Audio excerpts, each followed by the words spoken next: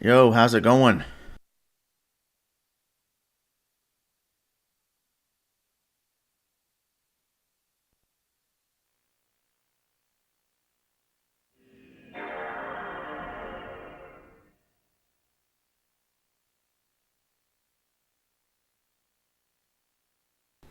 Dan Filippo, how's it going? I don't think, yeah, he's not in the stream. I just gifted him.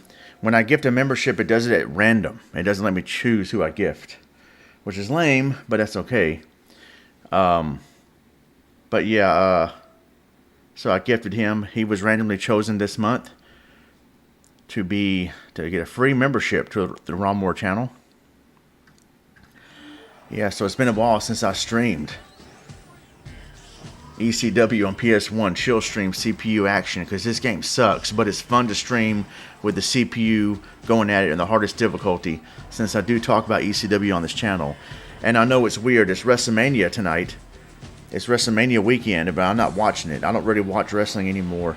I just keep up with it online and just what's going on. But tonight, yeah, most people watching WrestleMania, and instead I'm streaming wrestling.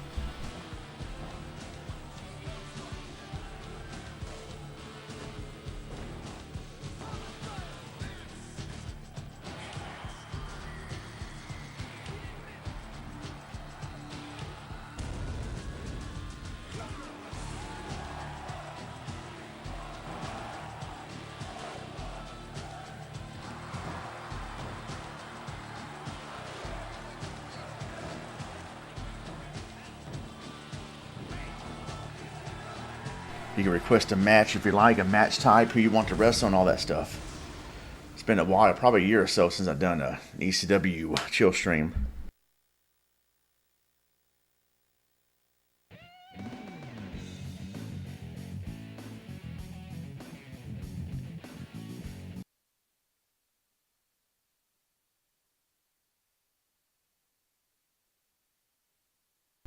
Wait a second.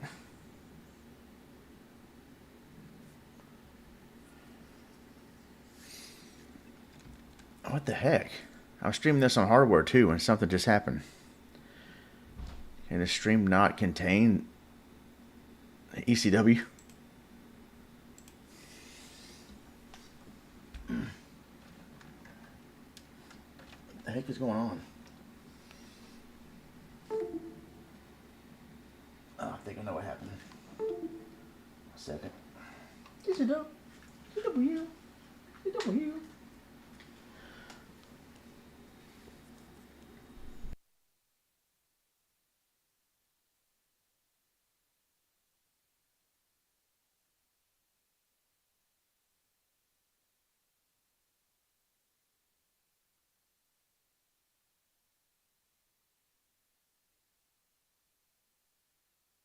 I'm going to have to quickly restart the stream. I'll be right back in a second. Don't leave.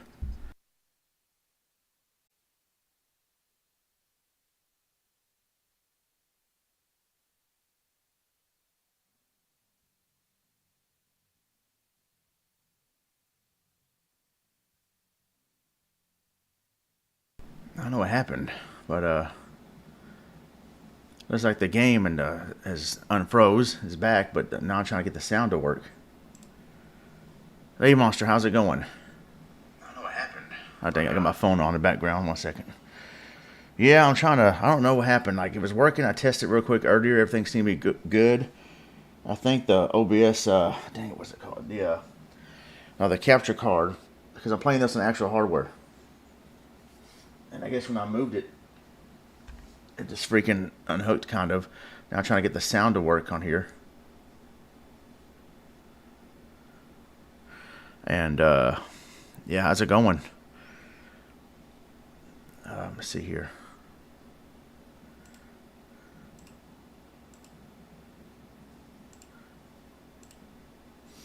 Can't have ECW without sound.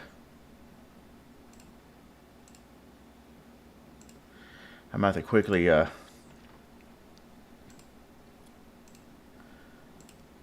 restart this again.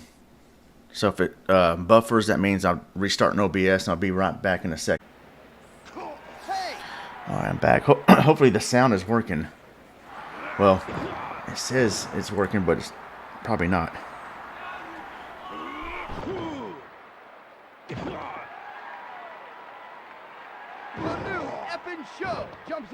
Okay, so it's, I can't hear the sound on my end, but I don't really care that much. As long as you guys can hear on your end. Looks like you can.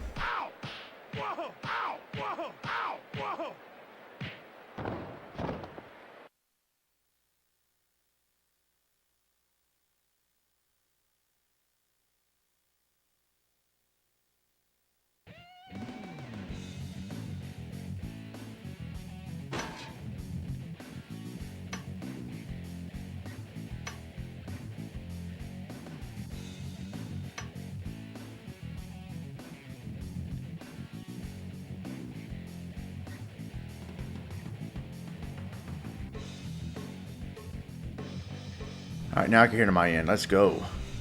Hopefully we won't mess up this time.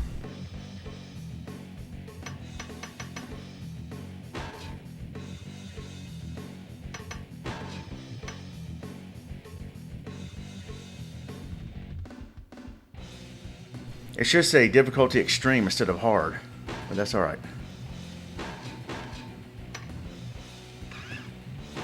Make sure it's saved there. There we go, okay.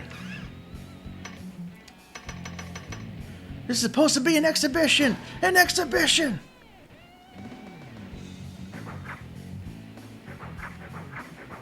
CPU though.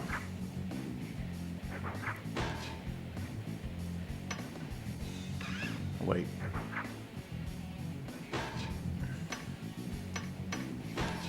Balls Mahoney.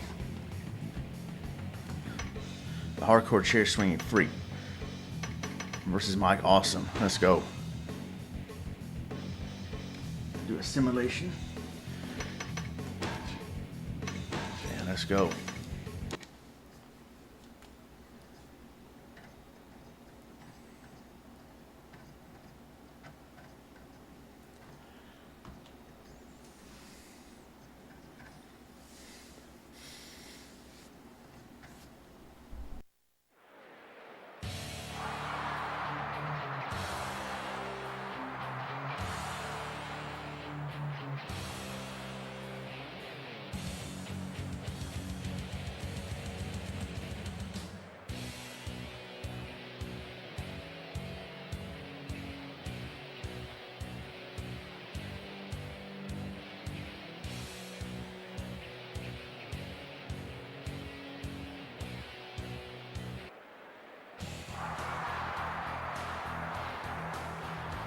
Mike Awesome really was freaking awesome.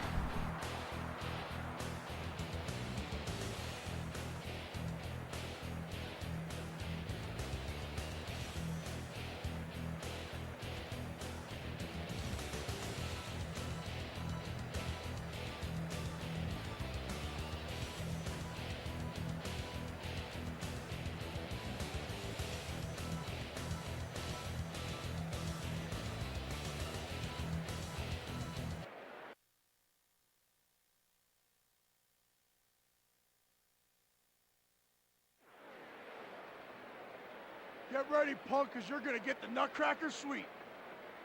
I'm going to show you just how awesome I can be.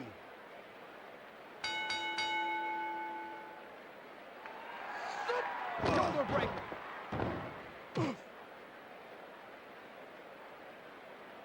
No, don't kick me in the I should just put it on normal because on hard, it takes forever, these matches, because the energy don't go down that much.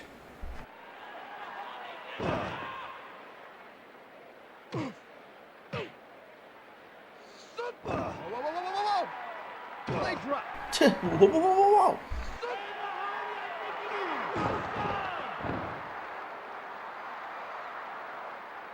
Reverse chin lock. No, don't kick me in the balls. What? He's got you in a chin lock.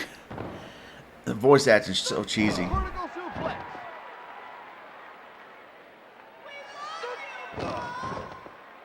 Oh, man. Yeah, the same engine as the Warzone and Attitude.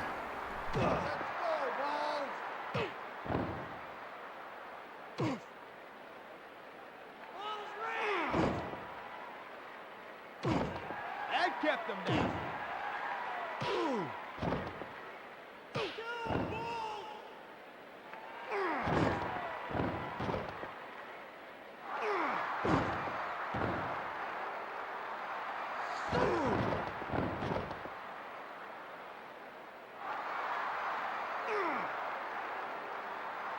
Sit out pile driver.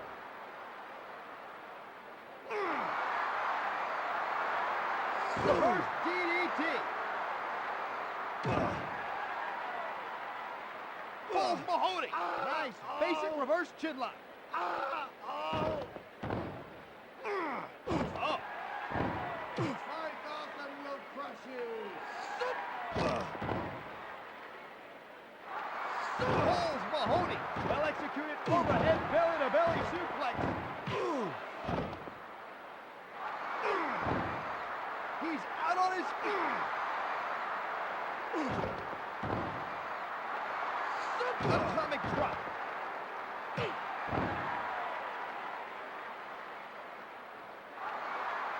Double underhook suplex.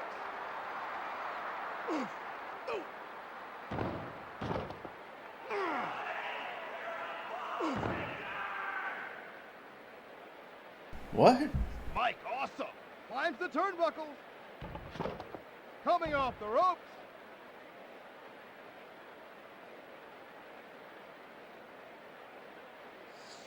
Remember JR on, what was it, Warzone? Off the ropes! Into the ropes! Against the ropes! Hey! Player 2's on spaghetti legs right now.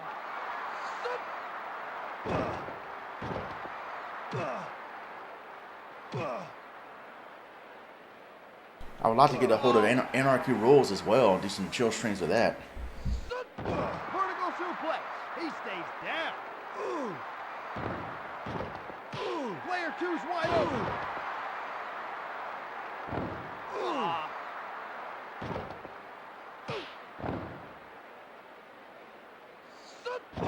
Vertical suplex.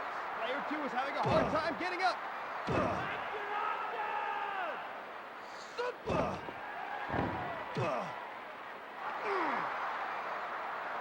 Mike, awesome! Look out! And player 2 is down and he's hurt. Against the rope. Yeah, those crowd chants and taunts are so cheesy. Especially what was in, I don't know if they do it in this game, I forgot, but Warzone attitude. They'll say, what would they say? They'll say, Player 1! Player 1! So stupid. Come on now. I know he has Sandman. I didn't really know he had Dusty Rhodes. That's pretty cool. Up in a small package. He powers out. Crushes balls, Mahoney! Mahoney from Police Academy.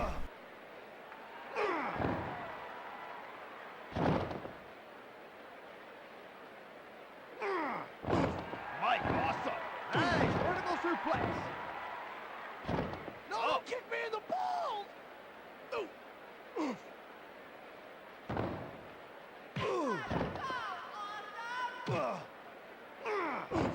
Oh, that kept player 1 down. Vertical suplex.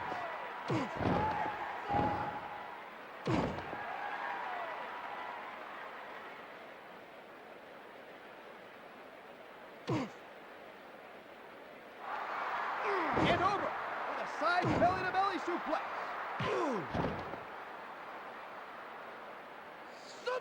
Vertical suplex. Drop the awesome bomb.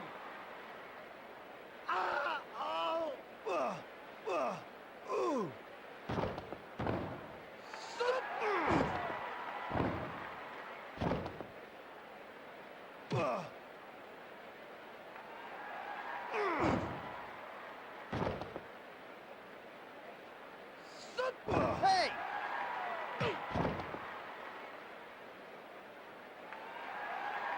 Mike, awesome! Great snap suplex.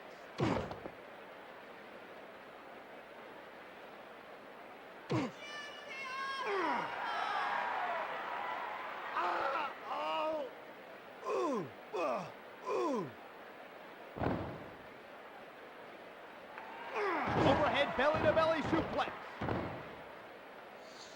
Come on. Come on. Well executed overhead belly-to-belly suplex. Hey. Overhead belly-to-belly suplex. Player one's in a lot of trouble now.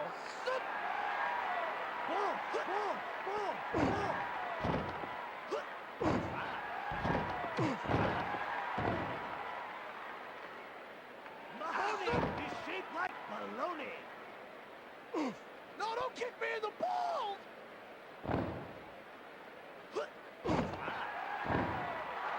Knee to the face.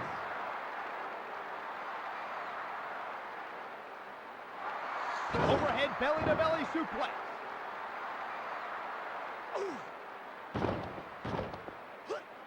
Pulls Mahoney. Nice basic reverse chin lock. Oh.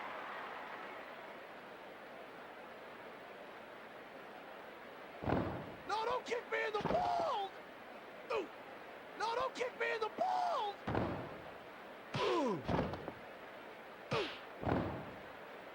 Some balls to the wall action here.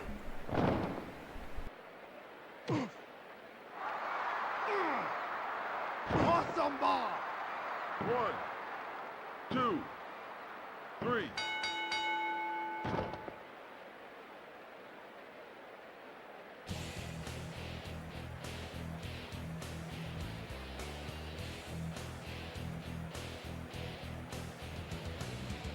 Man, I wish I had their real entrance music, but I know they can't because of copyright.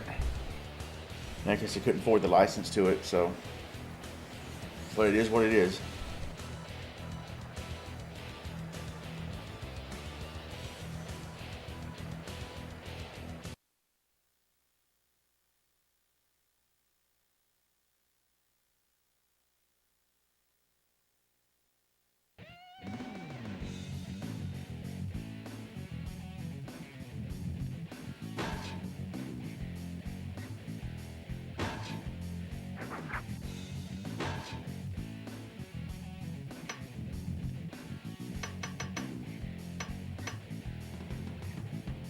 Carino was awesome, dude.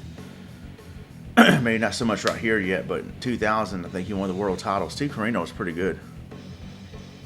Probably one of the more underrated ECW wrestlers. Let's see, versus Ronmower. I mean, Tommy Dreamer. Let's go. Oh, wait. Death match.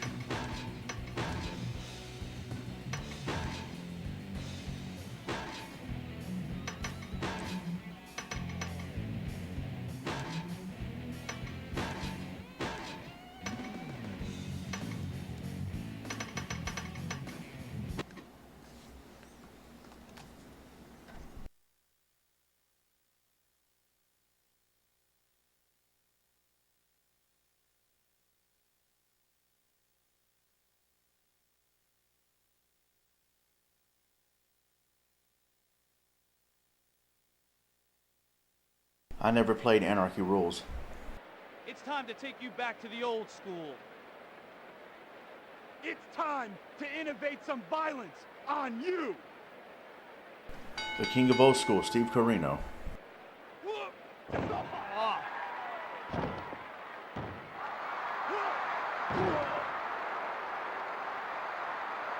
Ow. TNN. Man, they really did ECW wrong. But I enjoyed my Friday nights, though, watching ECW on TNN. Come on. No one more extreme than Dreamer. Russian leg sweep. Reverse chin lock. No, no, no, no, no, no, no!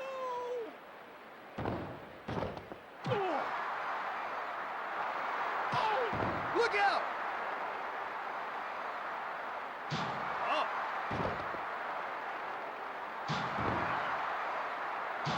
He's pulling out all the stops. Nothing can stop him, but he's stopping Steve Carino.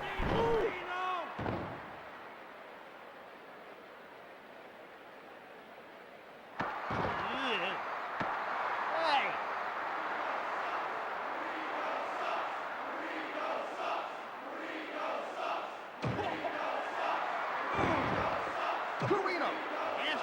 title tap.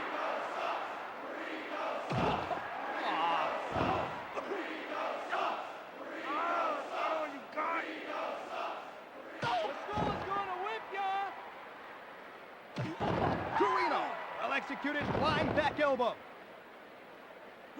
Oh.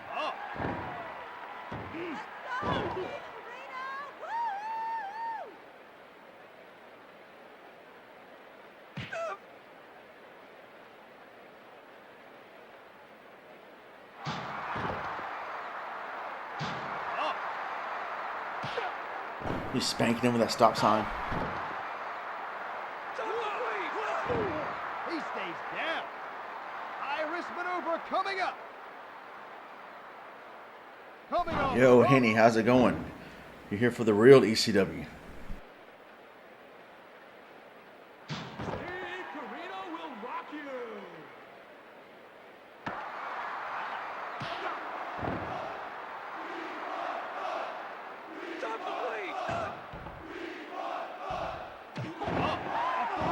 You got blood. He's bleeding.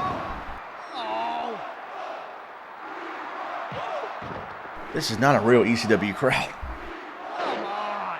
Look out. Carino is down and looks hurt.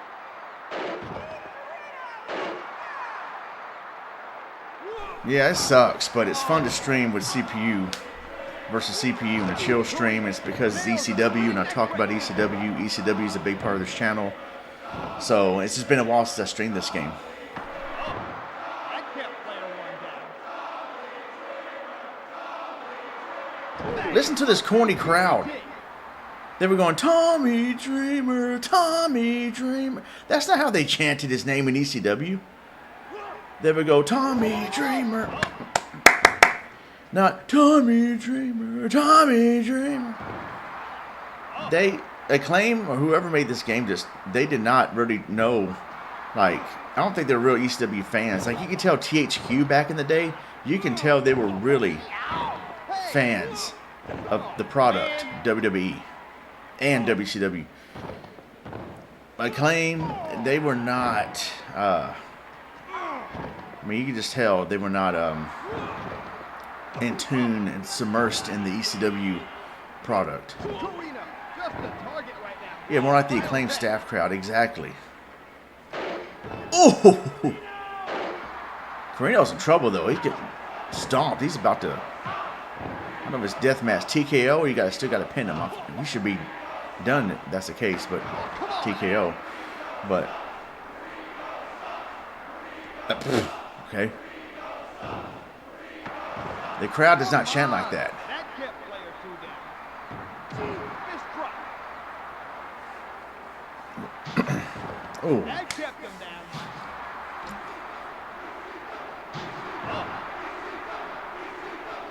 there you go. Put him out of his misery. 1, 2, Finally, the crowd sounds like an ECW crowd. ECW, ECW.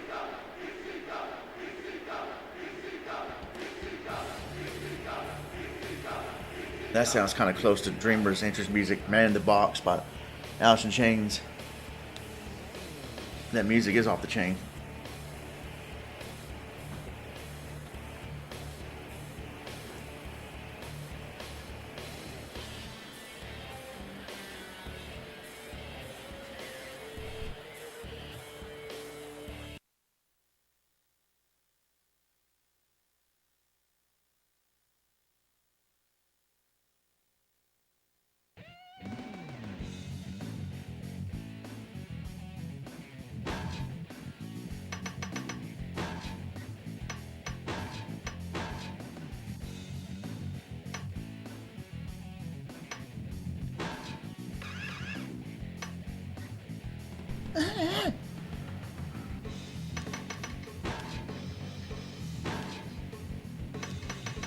Just incredible, great heel. Dashley Danny Doring. Cage match, let's go.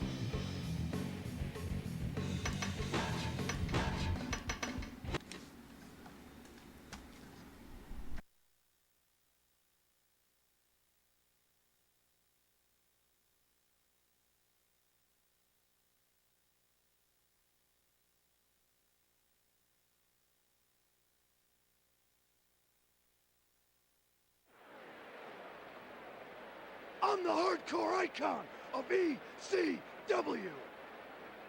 It's the Danaconda. Nice promo.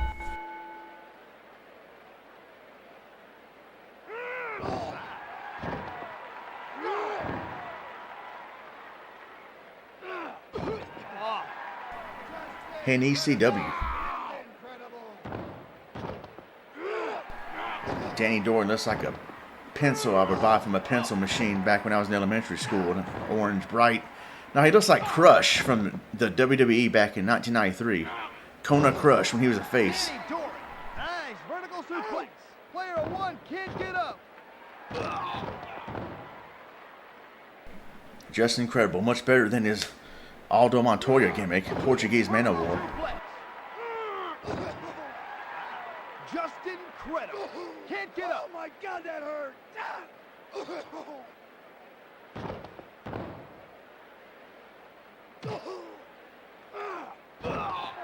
man.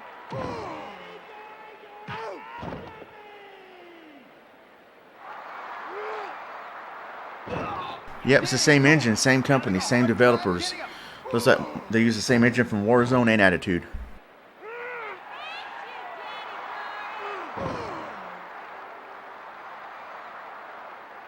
Reverse chin lock.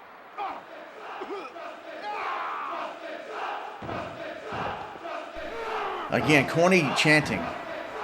Instigating. Justin sucks. Justin sucks. Shut up. That is not a real ECW crowd. And oh. Yeah, like I said, they're not. Definitely not immersed in the product like THQ was with the WWE. Oh, come on now. I thought they had Joel Gertner doing commentary in this game. I guess not. I think he is in this game, though. That looked awkward.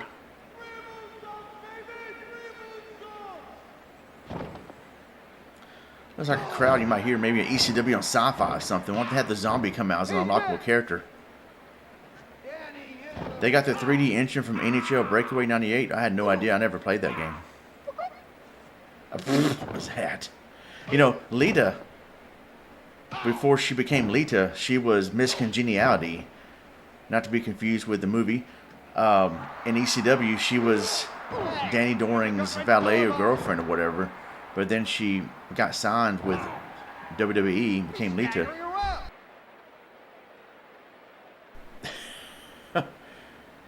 That could be it.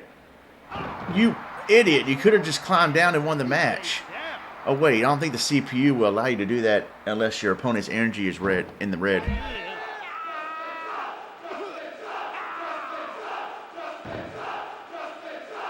This game sucks. This game sucks. Despite the game called ECW, it's not ECW, if you know what I mean. I think he's going to win right here. His energy's in the red. Yep, it's over.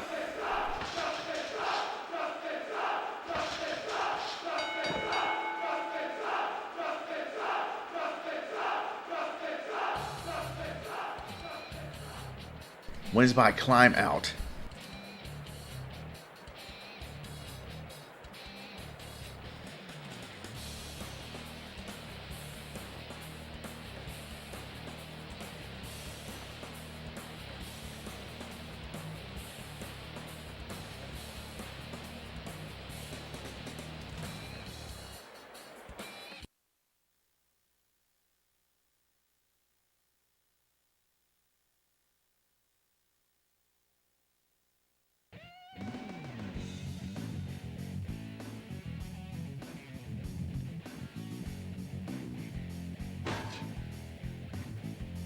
Feel free to request a match.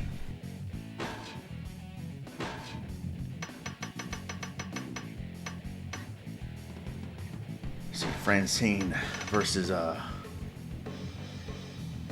Dawn Marie. Last woman standing match.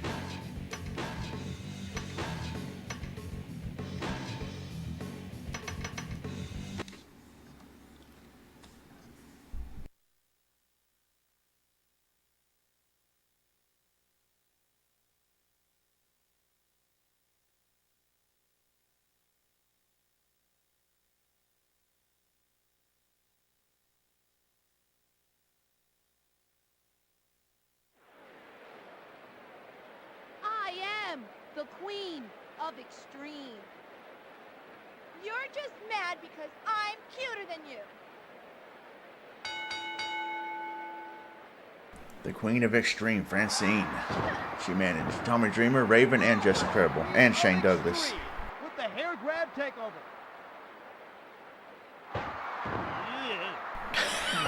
She got hit in the back of the head, and Joey Styles goes,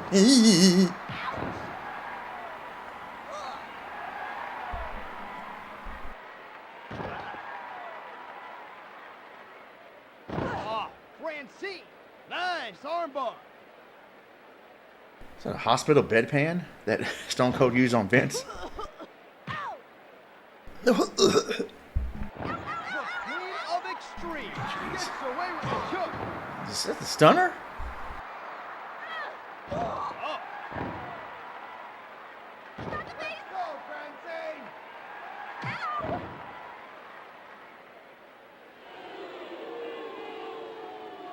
Yeah, the crowd's booing this game because it sucks.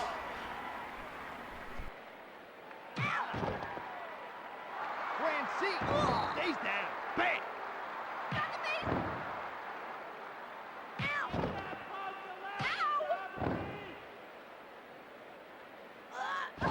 Come on.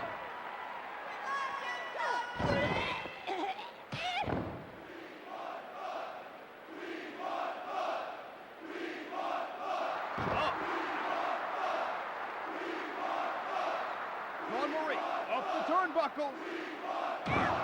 Ronmower bit. BYTCA comes in with a driving elbow.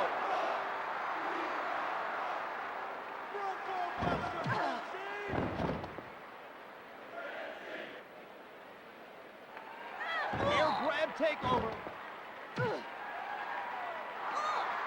She stays down. Leg drop.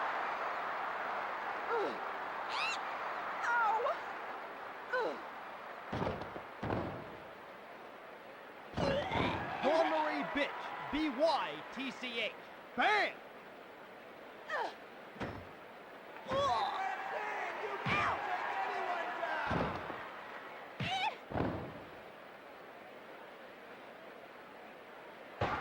Hey! Player 2 is having a hard time getting up.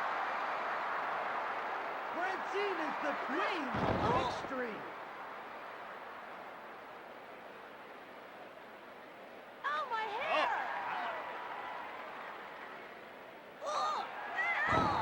Player 1 is down and she's hurt. Up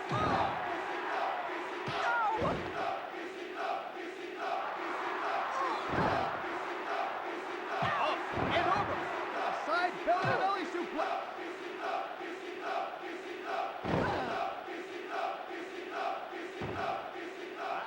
Armbar.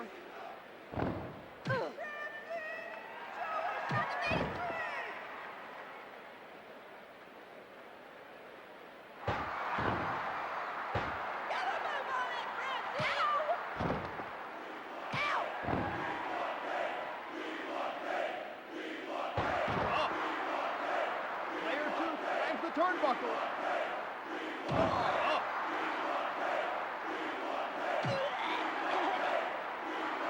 Up.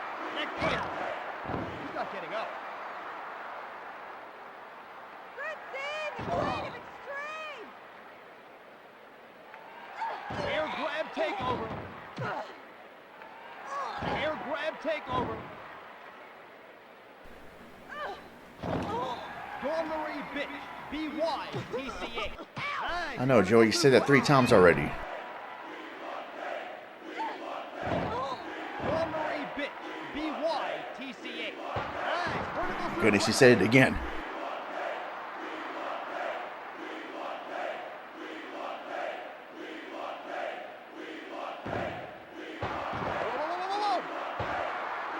And oh.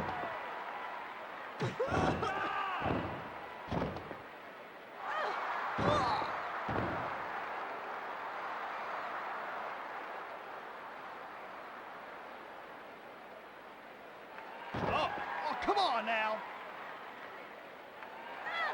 Air grab takeover. one can't keep her hands up. Dawn Marie, bitch. Oh, man. I know, right, Joey? Can you repeat that? I don't think I heard you the first 5 times. Come on. Francine can't get up.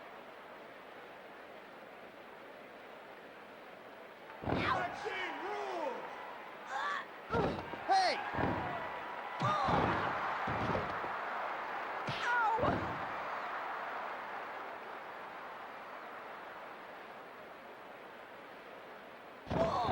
Dawn Marie, bitch.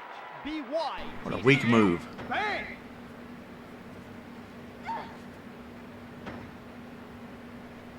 Come on, this is ECW. Wrestle like it. Well, Francine and Dawn Marie couldn't really wrestle, but... Whoa, whoa, whoa, whoa, whoa, whoa. Ouch! Not the hair! Ow! Ouch! Over the Bronco Buster, Francine! Ow! Come on. Dreamer DDT. Oh. That's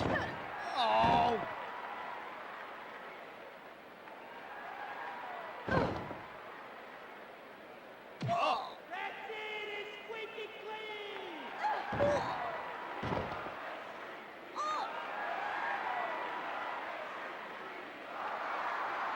Dawn Marie, bitch. BYTCH. Nice Russian leg sweep. Ow! Francine with the hair grab takeover.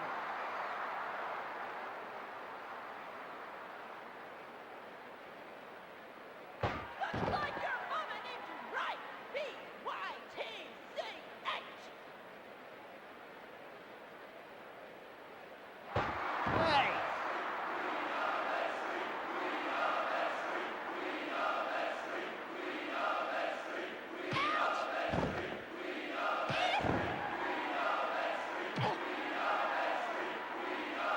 Ah.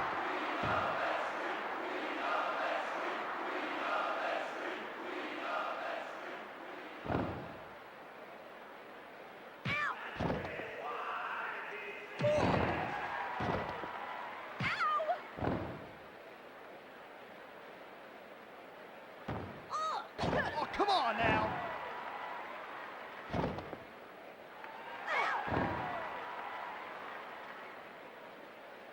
Aw. Ouch! Oh. Ow! Ouch! Dawn Marie!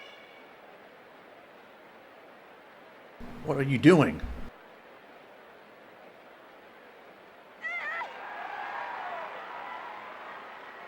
Man.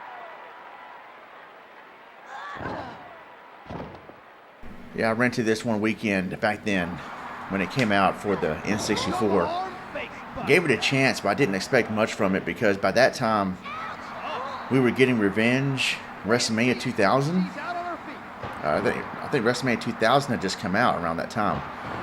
And then when this game came out, it was announced that Acclaim was going to be working on it, and I seen footage of it, and I said, man, it's like they're going backwards in the advancement of the wrestling games. Like they're going back to the old Acclaim engine of Attitude and Warzone, which I did enjoy those games. They did not age well, but I did enjoy them back in the day. And then so I seen this game come out, or about to come out, and I said, man, I don't know if it's going to be good. But I gave it a chance, and I was not disappointed because I didn't expect much. And my initial thoughts of the game were, it's probably not going to be that good. Oh, cool. I don't think I knew it came out on Dreamcast. How's it going, MVL? Yeah, I had low expectations of this game, and I was my instincts were not wrong. It sucks, but again, I stream it because it's ECW. We get to at least watch some old ECW wrestlers and just let the CPU go at it because I don't want to play this. Let the CPU go at it and chill with you guys, and we can talk about the good old days of wrestling, ECW, you guys who request a match, and all that good stuff. So I streamed this several times in the past. It's been a good while. And I actually have the physical copy. This is on hardware right here. This is on my PS2. It's a PS1 game, but I'm playing on my PS2. Or I'm streaming it from my PS2. I'm not actually playing the game. But my friend Jeff, who used to do commentary with me on SC2K, he sent me some free games a while back, like years ago. Attitude, WWF Attitude is one of them. ECW, Hardcore Revolution, and the first SmackDown for PS1 is what he sent me for free, because he has his own like electronic store where he sells games and stuff. That looks weird. But yeah, that's how I got this game. I never bought it. I rented it when it came out on 64, and then Jeff sent me this game along with a few other ones for free. I thought, why the heck not? You know, I'll stream it while I have it sometimes. The Stone Cold Stunner again. Okay, this is on normal difficulty. Expect these last man standing matches to be this long. It's on normal difficulty, so the energy should not. Maybe because they're both their strengths and both these characters in the game, their strengths are like low, so they don't dish out much damage. I don't know. It looks like the Rude Awakening. Rick Rude was in ECW for a brief period. He didn't wrestle though because he was retired as a wrestler. He couldn't physically wrestle anymore, I don't think. But I think he's like a commentator or something. And then that's before he came back to WWE in '97 as the kind of as a part of DX, I guess. It was like their insurance policy, whatever. Wasn't really a member of DX.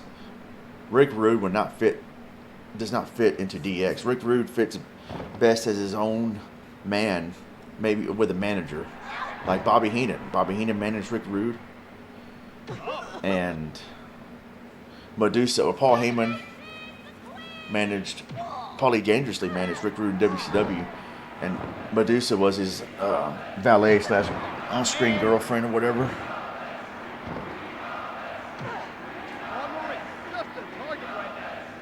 Yeah, that's true. About that, what he says, probably because they're not doing finishing moves. Most regular grapples or strikes probably don't leave you down for 10. Yeah. I probably won't do these. I'll let this one finish out, but I'm not going to do these last man standing matches again. They seem to be too long. I had a time limit, but I guess it don't count for this type of match. Alright, Joey Styles, stop pulling the JR from Warzone. Remember WWF Warzone when you do an Irish whip, you keep bouncing off the ropes back and forth? JR would go, off the ropes, into the ropes, against the ropes, off the ropes.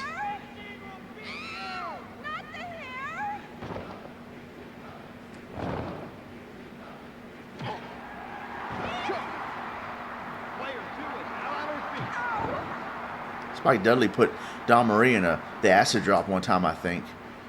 And Don Marie kind of got hurt, but not severely injured. I think Spike didn't mean to hurt her. Just one of the. Well, I mean, she's not really trained to take bumps. I think Francine got slammed through a table by Bubba Ray, but you know, Bubba Ray protected her just like he did Mae Young. Don Marie's in trouble though. She's in the red. You remember that? Which one? Which one do you remember? Bubba Ray putting Francine through a table, or Spike Dudley putting the acid drop on Don Marie, or Bubba Ray putting Mae Young through a table? I remember that on Mae Young. I put Mae Young through a table off the stage. Like, how tough were Mae Young and the Fabulous Moolah? Jeez, man. But Bubba Ray still protected her. He did it the right way. As tough as Mae Young is, she's still old. And you had to do it. You had to be careful with that. But Mae Young told Bubba Ray, if you remember Bubba Ray's story at his Hall of Fame, him and Devon's Hall of Fame induction, Bubba Ray said when he first body slammed Mae Young, he did it kind of gently. And afterwards, Mae Young goes, hey, listen here, son. When you slam me as one of the boys. Don't go easy on me. And he's like, yes, ma'am. I'll be like the toughest grandmother that ever lived. Jeez, Mae Young. Oh, the JR off the rope comment. But I also remember the Mae Young spot too, yeah? Yeah, JR off the ropes, into the ropes. Or Taz's commentary on SmackDown, Just Bring It. The arena is packed. Michael Cole, oh my God, oh my God.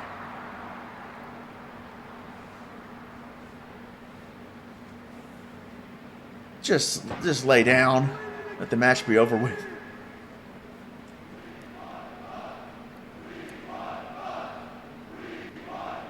They should chant, just stay down. Just stay down. I'll tell you who would have been awesome in ECW. Samoa Joe and CM Punk. They would have been awesome in ECW. Yeah, it was weird. Warzone, it had JR and Shane McMahon. Why Shane McMahon? He was like a Sunday Night Heat commentator before he became a heel and joined his dad's corporation. So I don't understand that. Why they had Shane McMahon with JR? You think they have JR and Vince McMahon? Because Vince is still a commentator at that time. Or, well, the game came out in 98, but I don't know. The time frame's confusing. I'm just confused by that. The game came out, I think, August. When did Warzone come out? I'm thinking August 98.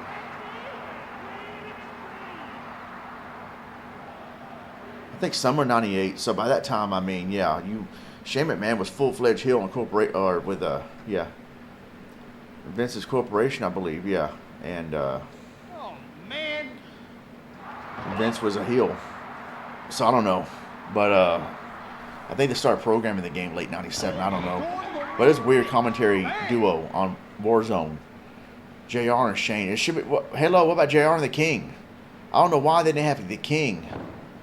Something went on with that. I don't know if the King's just not available to do voiceovers or what. But JR and the King during that era, that was when they were the head commentator, the main commentators on Raw. Oh yeah, I think I remember that. Watch out for the rock bottom. And what else happened? Like the backstage vignettes, so to speak, with a SmackDown Know Your Role. The text would say, "Hey, The Rock, how are you doing?" And I remember Jericho on TV one time said, "Well, hey, The Rock, how are you doing?" Or whatever. I wonder if that's in reference to the video game or just that's Jericho being Jericho. Yeah, vintage Randy Orton, vintage John Cena. You know who I like that a lot of people did not like? Tony Schiavone. I don't care what anybody says. Tony Schiavone is the greatest announcer in the history of our great sport. Okay, not really, but he would always say that line all the time. He would always say, "This is the single greatest night in the history of our great sport. The All-American Ron Simmons takes on Big Van Vader for the World Heavyweight Championship." What the line he would always say would always be, "The single greatest night in the history of our great sport." He said that a little too often, and he got a lot of flack for that, and rightfully so. But I thought he was still a great announcer, especially when he was paired with Jesse Ventura and Bobby Heenan.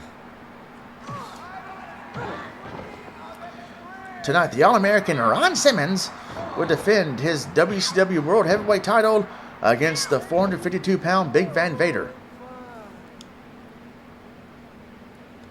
Vader was the man. Stay down.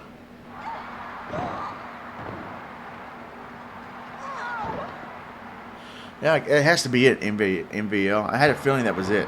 Sometimes it's more so who was free or willing to record lines.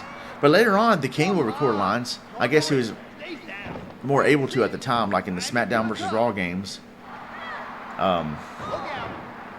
Yeah. Him and Michael Cole, or him and JR in commentary.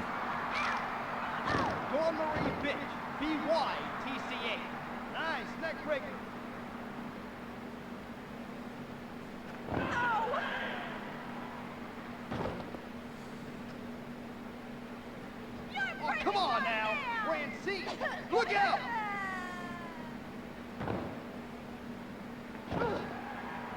Her eyes are glazed over. Rammer DDT.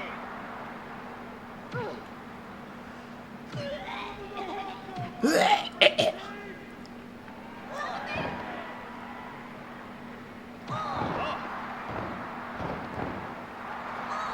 grab takeover. Dawn Marie bitch. Can't keep her hands up.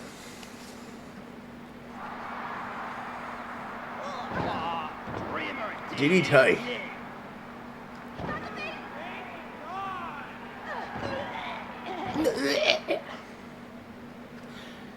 I'm happy that Rey Mysterio got inducted. He deserves it, man. That was a good, Hey. they usually don't do angles at all, and I don't think in the Hall of Fame ceremony, but that was cool that they had Dominic and Rhea and Damian Priest walk out before Rey Mysterio started speaking, just to add to the storyline a little bit. That was pretty cool.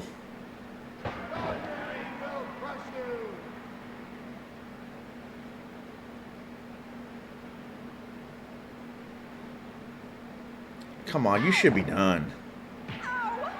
You have no energy. How are they still getting up? That makes no sense. TCA with the hair grab takeover.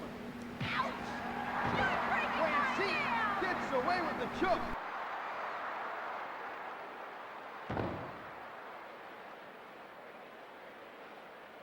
The Queen of Extreme. Brutal axe handle smash. Player one can't keep her hands up. Francine can't keep her hands up.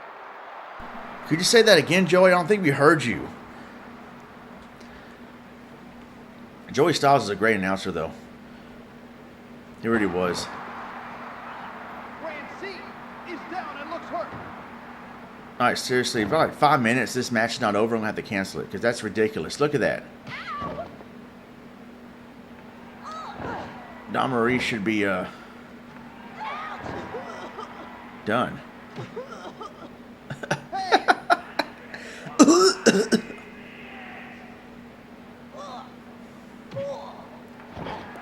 The crowd should be chanting, "This is too long."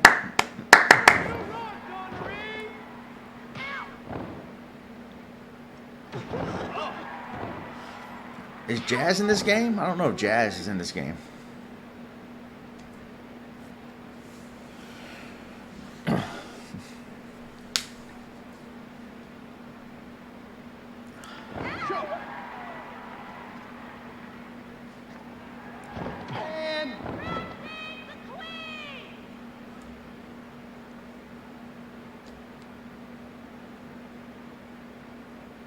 Oh yeah, cat fight! Cat fight!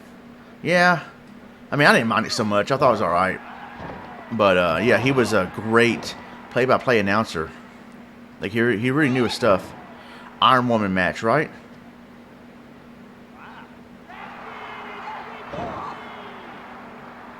Come on! Exactly. Come on, let the match be over with already. Francine having a hard time getting up. Get up, Dawn Marie.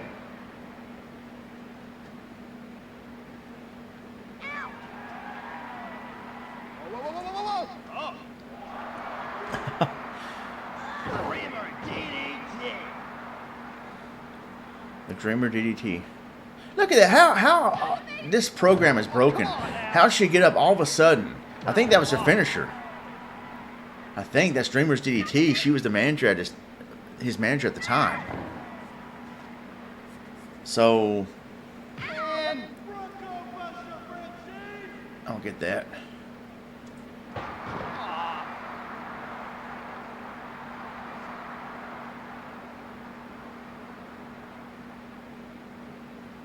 Yeah, look at that. That's broken. Exactly. 2 is enough. I don't mind a third one if it's a special guest every once in a while. Because they did that during the days of JR and the King. But yeah, it's just not 3's too many. Dawn Marie bitch. Bang! Francine. Man, Down and looks Francine. hurt.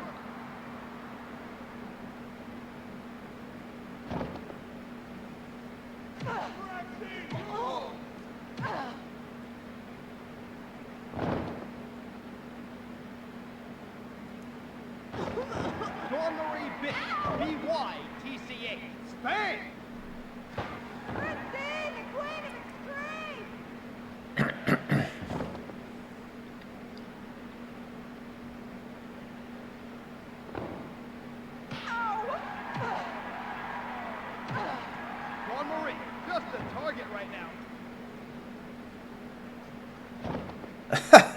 Fell.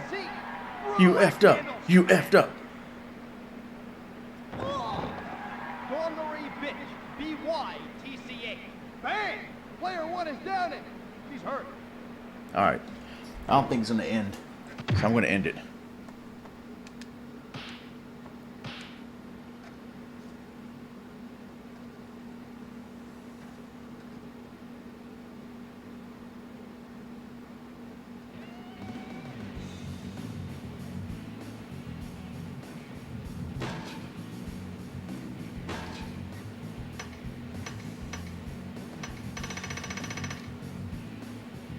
Yeah, Jazz is in the game. All right. Little Guido. Jack Victory, I remember him.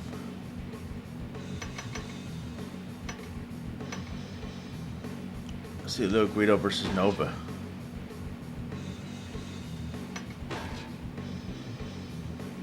Street fight. Now,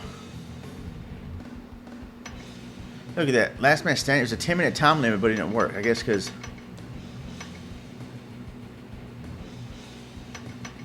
of the type of match it is, but you have to lose only by if you get counted out. You don't answer the 10 count. All right, let's do a street fight.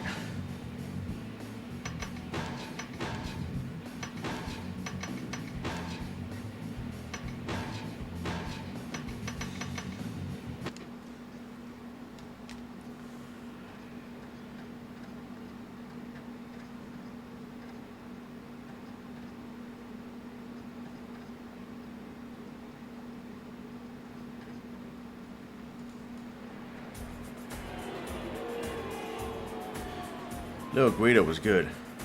Had the FBI. I loved the FBI, the full-blood Italians. Just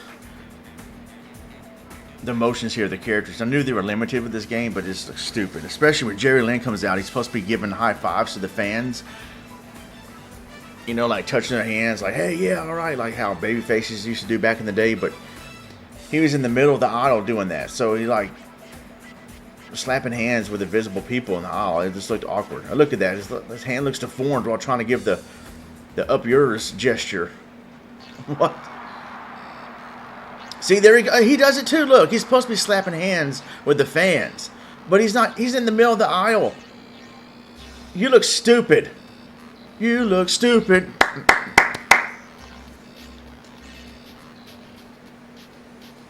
But Supernova though was pretty good.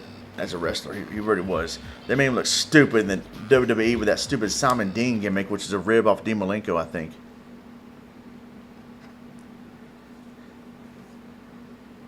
How you gonna botch slapping hands with the fans?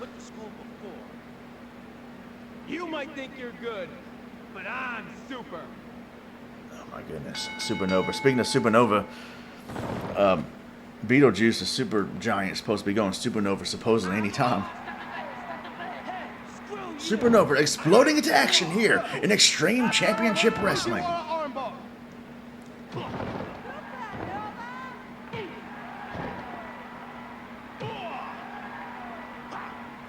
Yeah, I guess so, MVO. That was lame. I apologize for that. Hopefully this won't take as long.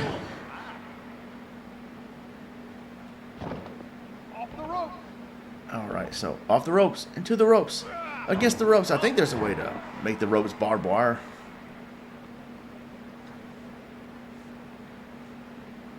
In this game. If not, it's probably Anarchy Rules I'm thinking about.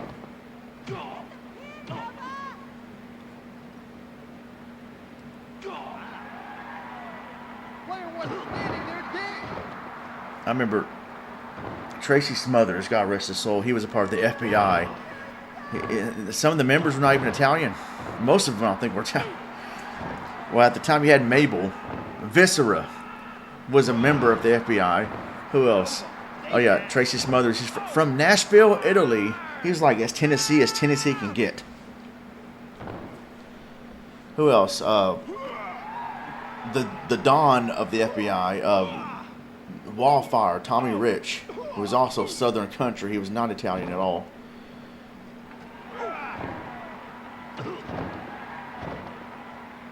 Yeah, and the fans chant "Fight Forever." And like, you can't stop now. Clap, clap, clap, clap. Yeah, if we were seeing Tommaso Ciampa and Johnny Gargano, sure, but not Don Marie and Francine fighting forever. I saw a Photoshop image one time where it says NXT Takeover. I forgot what it's called, but it showed a Photoshopped picture of an old Johnny Gargano and Tommaso Ciampa with a gray beard, looking old and wrinkly in the face. It says NXT Fight Forever, live from the nursing home in whatever state they're in. I forgot what it said, but it was funny. They got their walkers hitting each other over the head with the walkers and bedpan, and use a walking cane, hit each other over the head with it, and get one of those hover arounds and just run over their head. Oh, good God, he just ran over his head.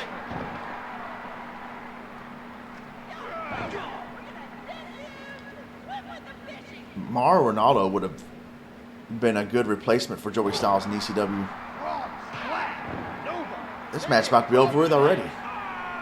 It's a street fight though. Like I think it's supposed to be weapons, right? Or I don't know. 2, 3. Wow, that was quicker than I wanted it to be. So it's either too long or too short.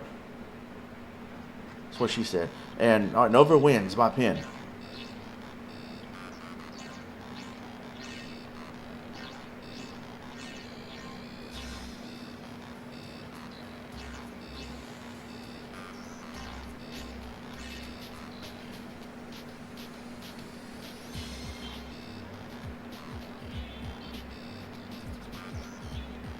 What's he doing?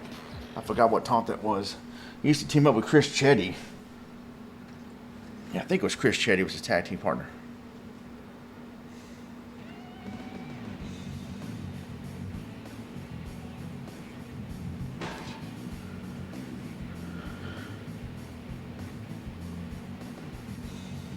Too bad Sandman's not in this one. He was in, by the time this game was being programmed, like he's still in WCW. He hadn't returned. He returned to ECW by the time this game was getting ready to be released, so it was too late to put him in there.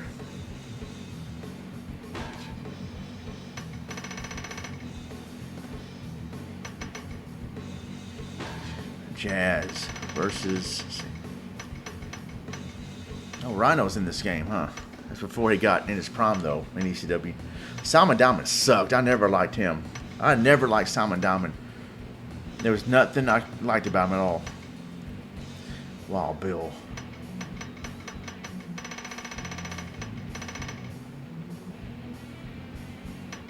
Jazz is tough. She can take on one of these men.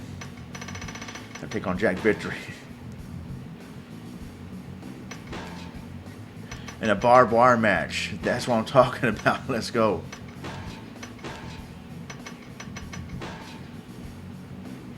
She's a brick down that house. Down.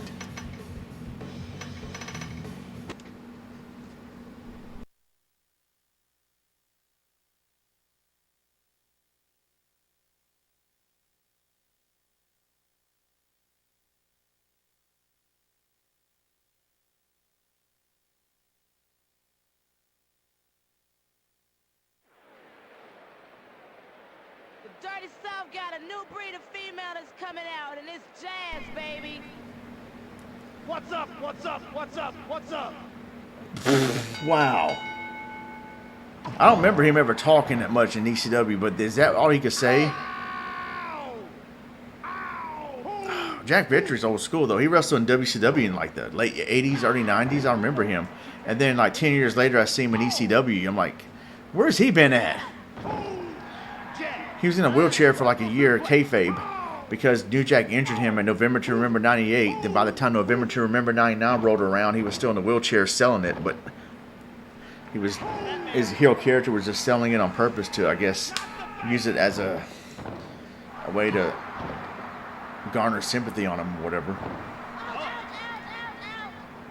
I think Jack Victory was that buff either.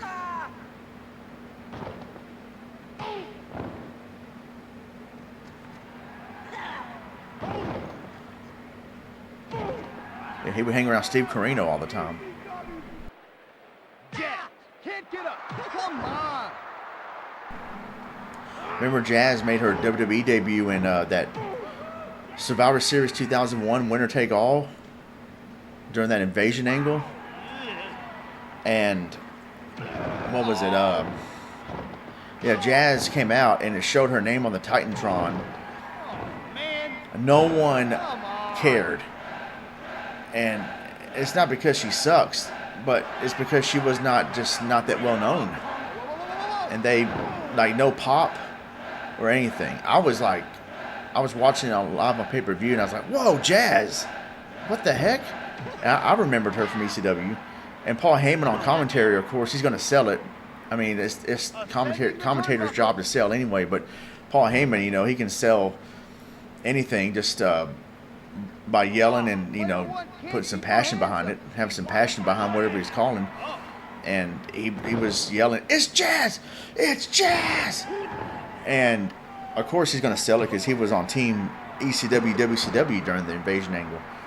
But I remember there was no pop. Like, no one really, I'm sure some people in the arena knew who she was, but most people didn't. There was like no pop at all. I kind of feel bad for her. I think she deserves a decent pop at least.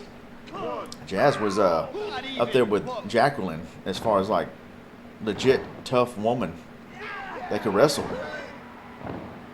And she kind of got a decent push, like, what was it, 2002, 2003. And I think she was feuding with Trish Stratus and Victoria, I think, for a little bit. And she was managed by Teddy Long, and Rodney Mack was managed also by Teddy Long. Rodney Mack and Jazz are married in real life. And yeah, I thought Jazz deserved more recognition. She's kind of underrated, really. She was, I think Jacqueline trained her, I'm not sure, or inspired her.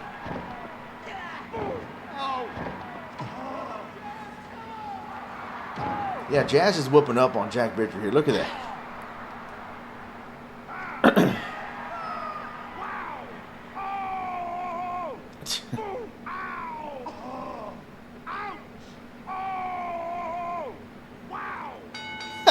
That's it. And he's back up all of a sudden. He's not selling it. He's supposed to sell. He's supposed to be asleep.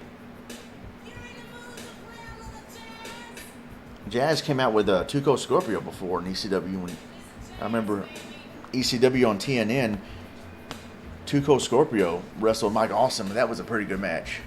Tuco Scorpio was awesome.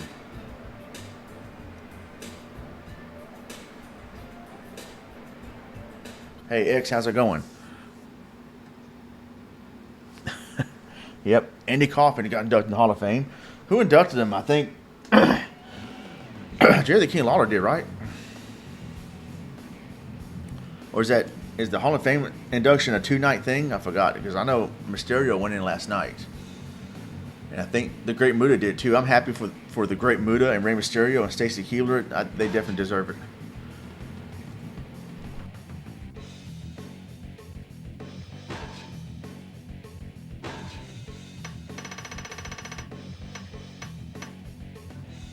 Oh yeah, New Jack. Let's go. Versus Angel, their feud. I remember that. Let's go. Street fight for sure. Yeah.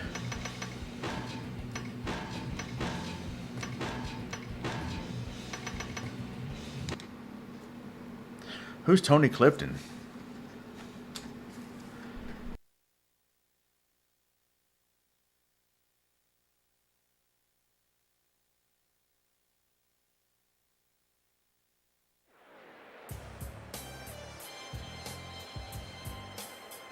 Love this intro right here.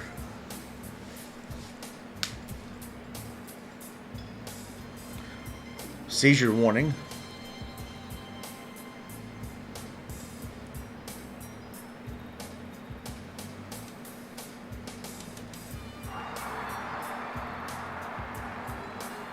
Rest in peace, New Jack. Where's your trash can with your NES and other weapons? He didn't run to the ring. Come on, man. Get together, Acclaim. New Jack would come with a trash can. Wouldn't run to the ring. Throw the trash can in the ring. Come on, man. He didn't run to the ring. He's the Ultimate Warrior.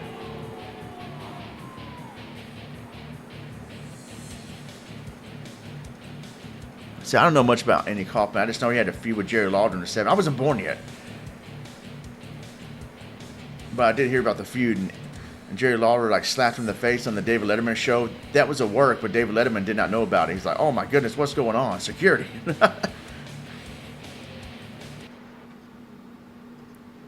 And then the pile drive, or the pile drive before that. I never seen Man in the Moon. You better run it high when a 187 flies by. Hey, Papa, I'm gonna tear your world apart.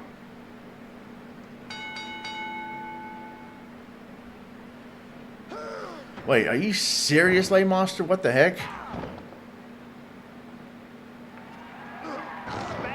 Ronmower Baby Daddy.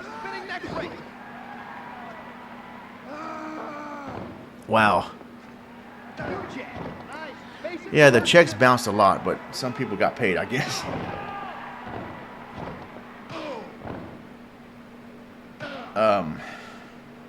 Ronmower Baby Daddy. It's probably not referenced to me at all, because I haven't garnered enough attention in a good way or bad way for anybody, I don't think, to make an account, a parody account of me at all. Then again, Ronmower with 2 R's. I wonder if someone tried to come up with that name, but they found out I took it, and I was like, dang it. And they had numbers at the end of it. Ronmower Baby Daddy. Now I'm curious, and like, don't tell me. I got some crazy fan out there. They call himself Ronmower Baby Daddy. Probably just a coincidence. There's someone named Ron Mower, legal name. I was going to have ronmower.com years ago, but a teacher named Ron Mower took the domain name. I'm like, what? Rest in peace, New Jack. I remember I was streaming Darkwing Doug in 2021 in Mexico, and then Miss Ashley came in the stream and said, hey, did you hear about New Jack passing away today? We're like, what? I found out in that stream he passed away. That was in May of 2021. The entire Kaufman lawyer feud is online. Man on the Moon does a good job, but the real thing is crazy.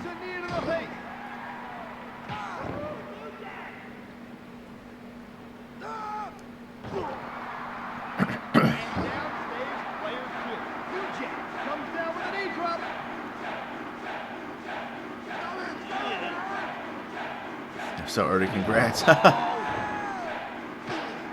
No, my wife would not troll me like that. She wouldn't care to make an account to do that, whatever. I don't know, it's weird. How did you lose HP? I'm not playing the game, this is CPU versus CPU. Oh, you're talking about up there on the Streamlabs.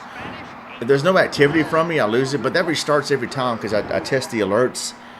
I don't know how I lost HP, but whoever subscribes, makes a donation, or joins the channel, or whatever, it gets, the HP goes down. It's just a fun way to interact with people. If they want to do something to contribute to the stream, my HP goes down, and if it goes all the way down, whoever makes it go all the way down becomes the new stream boss. Hornswoggle was Ronnie's son.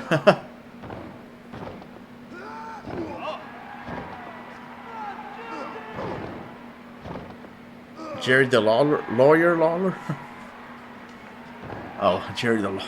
I remember Al Roker butchered his name. It was a Macy's Macy's parade or something years ago, and it showed Jerry Lawler riding on something, and Al Roker was on commentaries on the morning news or something, and Al Roker says, "And here comes Jerry the Ring Lawler." I'm like, what? And Jerry Lawler, I don't know if it was a shoot or maybe a work just to stay in character, but he was like making fun of Al Roker, saying, "What an idiot! It's Jerry the King Lawler." And like, I forgot what else he said, but the King did not look pleased on TV. I wouldn't be surprised that was a shoot. Like, dude, really? Jerry the Ring Lawler?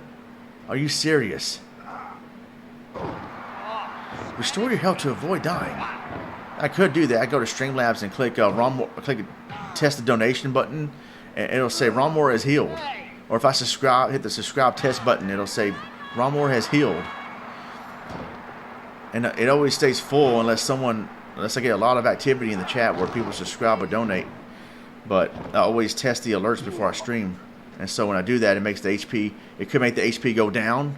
It'll say, John, testing, John has struck, and then it could strike all the energy, and then Ronmower, John, quote unquote, will be the new stream boss. The original gangster. New Jack beats Angel. New Jack's still the king of the streets.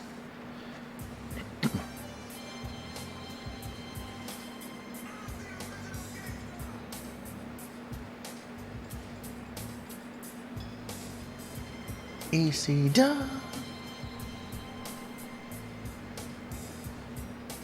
The whole mass transit story, dude. Like that big 17-year-old kid lied about his age, telling New Jack, "Hey, can we do this? Can we do that?" or whatever. Like, did something pissed New Jack off, and New Jack messed him up for real.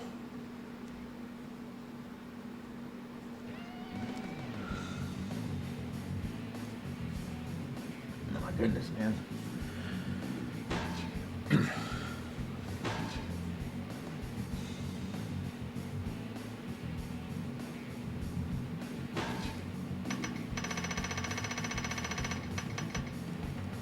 Taz is not in this game. I guess right when the heck, I guess he had left to get ready to leave for WWE at the time, and they didn't put him in the game. See, to Jerry, let's go. ECW Anderson. One time I tweeted to him, I put ECW Anderson, ECW Anderson, and he liked the tweet.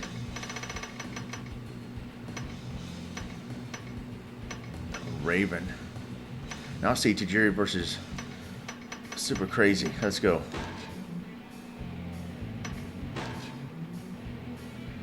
In a Japanese death match or death match.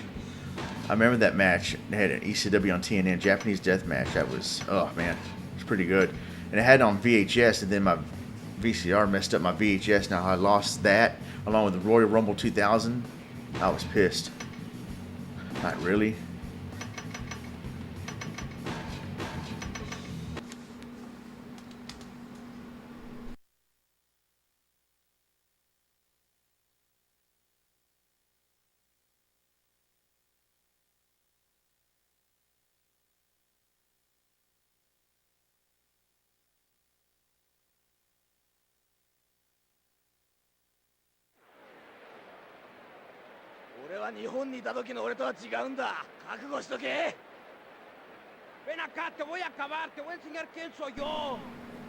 Yeah, understand a word.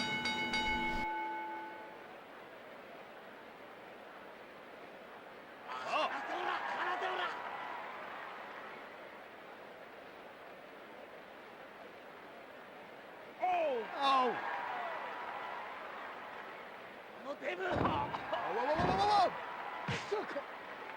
Inzagiri. You know, Tajiri messed up Steve Corino. I think it was Hardcore Heaven 2000. Into the rope. Steve Corino called Tajiri a slanty-eye bastard. I'm like, dang, man. You can't say that stuff today.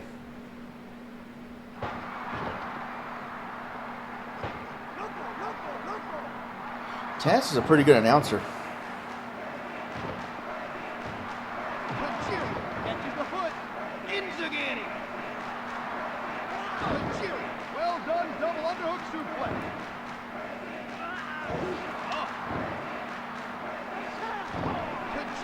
Nice vertical suplex. Yeah, what was it? Terry Funk and Cactus Jack. It would be cool if you had. I know they weren't in ECW during this time, but it'd be cool if you had those two in this game. Imagine ECW, this game with the THQ engine, or whatever the engine was called when THQ was making the games. The ECW engine, the iKey engine, whatever they called it. Thomas the Tank engine, whatever it was called at the time, but it was, man, those are good games. Roller Jam and Rockabilly. What's it called? Roller Jam and Rockin' Bull. I never watched those, but I think they were trying to be like wrestling. They were trying to have storylines, be like ECW. Oh my goodness, it looks so stupid. Come on. Oh. I don't know what TNN was doing at the time, man. I guess they wanted to get away from country music. Then they had TNA German suplex. on their network for a long time. Well, they had WWE, and then yeah, after the deal expired with ECW, they had WWE on TNN. Then WWE went back to USA Network. Then after that, sometime after that is when TNA went to Reversal DDT. TNN, or it became Spike TV actually. By that time it was Spike TV, because I was wondering about that TNN. Not so much country music anymore, but whatever. I mean, you had ECW on Sci-Fi. That's not science fiction. I don't know what they were doing. Nippon Wrestling Organization. I don't remember that, but that sounds like something he would say. Thomas the Tank Engine, Ronmower 2023.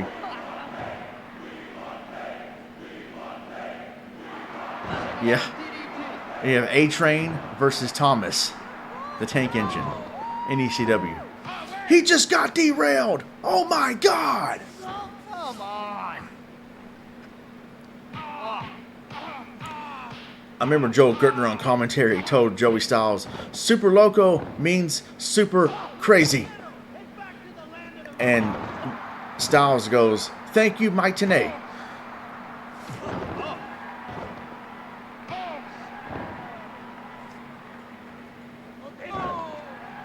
Whoa. He's dead. Oh, come on.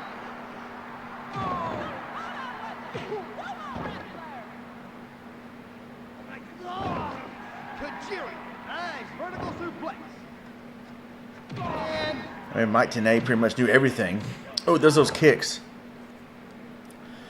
And then when Goldberg made his debut, they were asking Mike Tenay, "Mike, shed some light on this guy." And he goes, "I don't know anything about this Bill Goldberg." And there's Zbyszko, "Wait, you don't know?" And Shivani, "We stumped Tenay."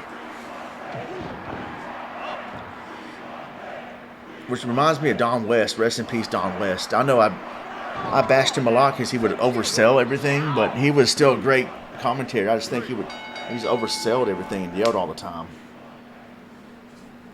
You just can't oversell everything. Tajiri wins.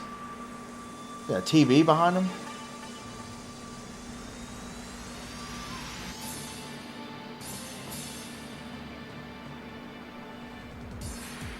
Yeah, some of those X Division matches are pretty good.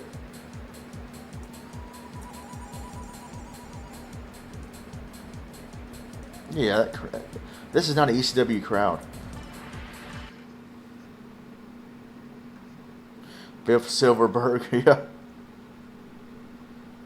Man, Don West turned heel, though. He was funny when he started shooting, or maybe not shooting, there's a worked shoot, all over Mike Tenay. He goes, "Well, Mike Tenay, you ass kisser, why don't you kiss Sting's ass, too?" Excuse me? You know what I'm talking about. He came from the Home Shopping Network.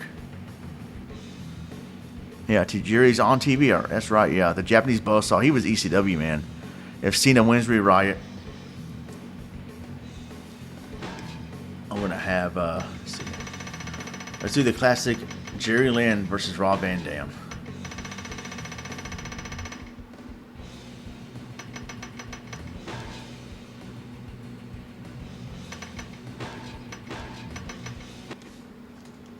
Bill Alfonso got my nerves. Yeah, tossed the shirt back.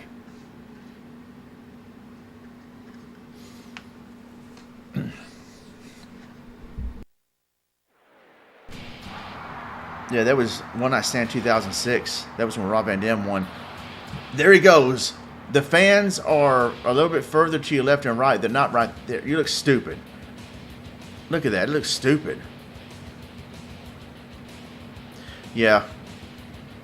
John Cena was a pro, though. He knew the treatment he was going to get. He handled it pretty well. Unlike how Batista would when he would get booed. as a face, and he would like get butthurt, and I think someone threw a water bottle at Batista, but Batista grabbed it and threw it right back at him. But you know what? I mean, I don't agree with the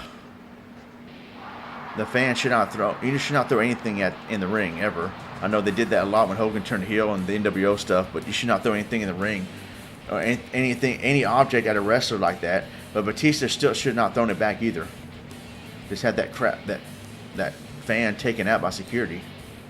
Someone threw a battery, one of those AA batteries, or whatever it was, hit Shawn Michaels in the head. And Shawn Michaels got mad and left, and I don't blame him, I guess. Someone hit Kevin Nash in the head. It was an MTV special or something. Somebody threw something at Kevin Nash, and Kevin Nash chased that guy down and almost killed him, I think, until security came and broke it up. He was COVID before COVID was cool. Who? Oh, social distancing. I get it, because he's... It's time for everybody's favorite wrestler, Rob Van Dam. Yeah, I mean, I don't agree with. I don't care how much you hate him. You don't throw anything in the ring, unless like it was a special, like a rare occasion where, what was it? I think the fans were encouraged to throw wrestlers in the ring and in ECW that time. I don't know if they're encouraged to do it or that just happened, but I don't know. But did Batista throw a monitor shell and it hit one of the fans or something? I'm forgetting Bonchamania. I don't know about that, but Brock Lesnar threw that car door, and then I think it hit someone in the crowd. Jeez. I think it hit someone in the crowd, and like I don't think it messed him up real bad. I think they were able to dodge it for the most part, but it kind of hit. It did, I think, make contact with him, but it was an accident. Vince McMahon, there was a walking cane or something. Vince McMahon like threw it outside the ring and it hit a woman in the face or something. And that was on SmackDown taping, and off camera, Vince went over there and checked on her and I guess apologized and had security or a doctor look at her backstage, and they were able to avoid a lawsuit. I think because they sincerely apologized. They brought the whole family that she was with backstage to take care of her, make sure she was okay, what she was, and meet all the wrestlers, get the autographs and stuff. So, but yeah, that was... I don't know if there's actual footage of that, but I heard about that happening back then. I think that's when he was feuding with Zach Gowen. It's back in 2003. Mr. America. Jeez, who remembers Mr. America? What? Did Jerry Lynn say mommy? Man, I never knew that was in this game. That's ridiculous, dude. What are you doing? And by the way, I didn't notice this till now. That Rob Van Dam midair spin kick looks stupid. They were trying to make it look cool, but I guess they couldn't do it right.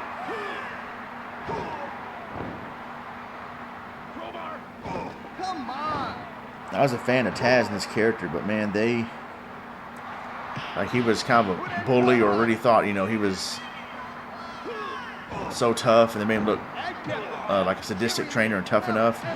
But there's a story going around where Rob Van Dam set him straight in the locker room, kind of slapped him in the face, like, what'd you say about me? Pick a hand. What?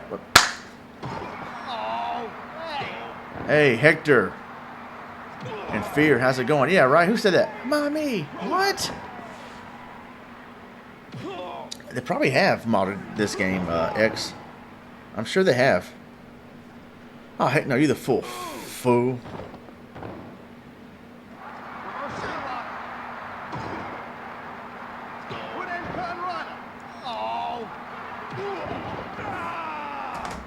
Remember, Fear recorded this, Gamer 316 in the chat. He recorded this for me when I was in Mexico because I could not really record my computer at the time for this game. Dang, too bad this match wasn't as good as their matches in real life. The last pay-per-view match, probably the last match ever in ECW, was this right here. Rob Van Dam versus Jerry Lynn. Guilty as Charged 2001. That was the last pay-per-view match. The last match they had together.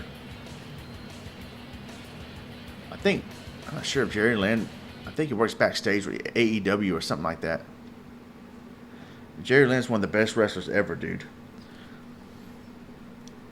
I remember they made him look stupid though in WCW. He was Mr. JL at the time under a mask, a jobber. Got his big break in ECW. Then he came to WWE for a little while. I think he was a light heavyweight champion at first for a little while. And I saw him wrestle in person in a house show in 2001. And then I think they eventually got rid of him. And I heard the reason given, someone told me they did not like his look. Then why'd you hire him then in the first place? Who cares about his look? What do you mean? The guy can wrestle. Let him wrestle. The kid in the crowd was looking for his mommy, right? Yeah. He's putting those educated feet to good use. Yeah, I'm sure they're, yeah, ROM hacks, I'm sure they are, yeah. I've seen clips on YouTube. I've never sat down and actually watched the show. I thought you said Jerry Lawler from the X Division. I go, wait a minute. Oh, Jerry Lynn. I think Jerry Lynn did his cradle pile driver on AJ Styles on top of a luggage crate or something backstage. It looked freaking stiff. Oh my goodness.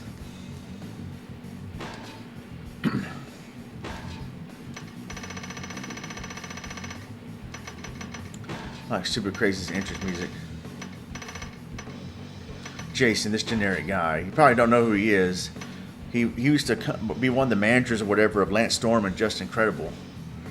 I don't think he did anything, but all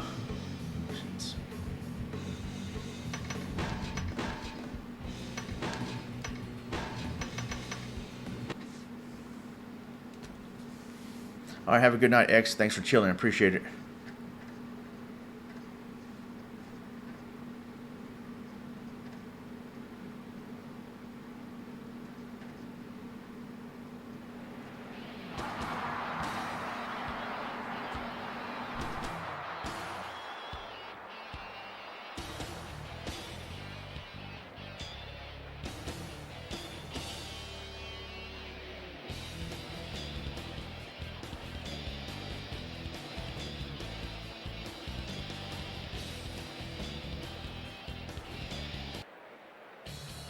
The heck? I remember his entrance being different than that.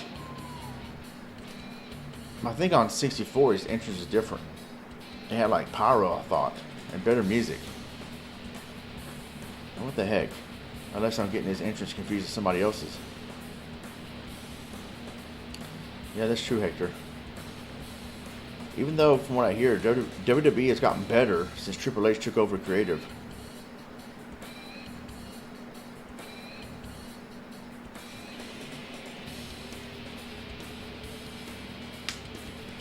What are you doing?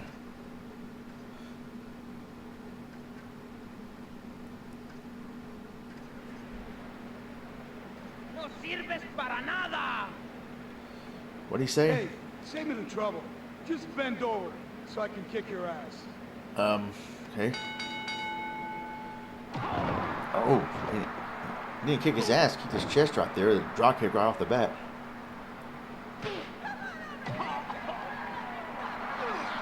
I remember the Mexico Super Crazy, Juventud Guerrero, and Psychosis, or Psicosis, however you say it in Spanish.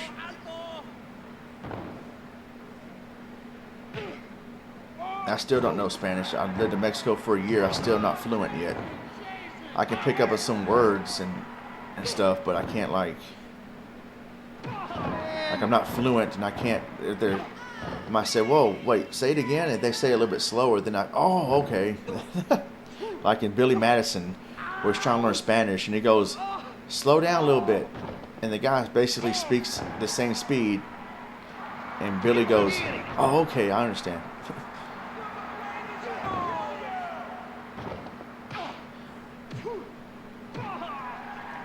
Super crazy. Just a target right now.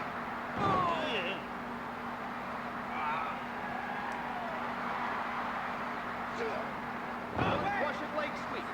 Whoa, whoa, whoa, whoa, whoa, whoa.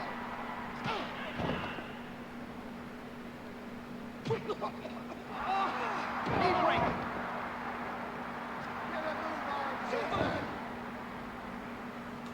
He climbs the turnbuckles. Yeah, because I think you have to. I mean, some people can learn a language fast. I don't know how people learn a second language that fast, though, man. Everybody learns differently, I guess.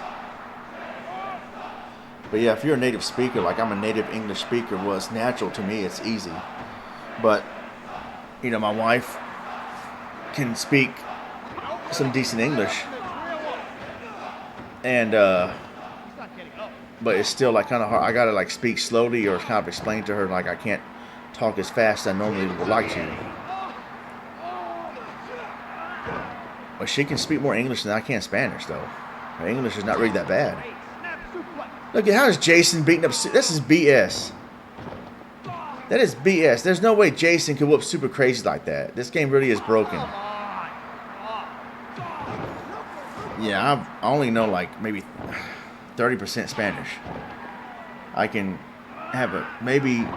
I know how to maybe ask somebody something in Spanish, greet somebody in different ways in Spanish. But like around the airport, I knew how to ask for the terminal bus for the next terminal. I forgot how I said it. I think I said something like,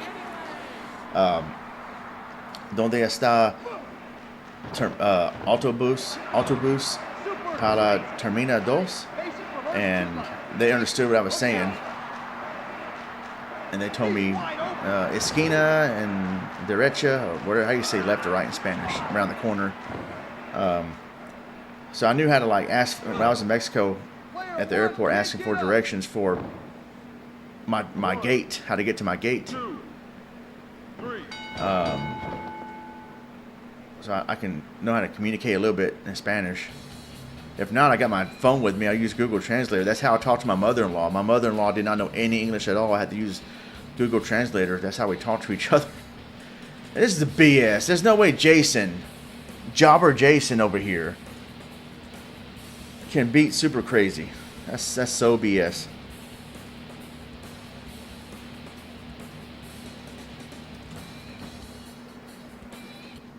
What is he doing? What kind of flex is that? I barely remember Jason in ECW doing anything except just coming out with Lance Storm and Just Incredible.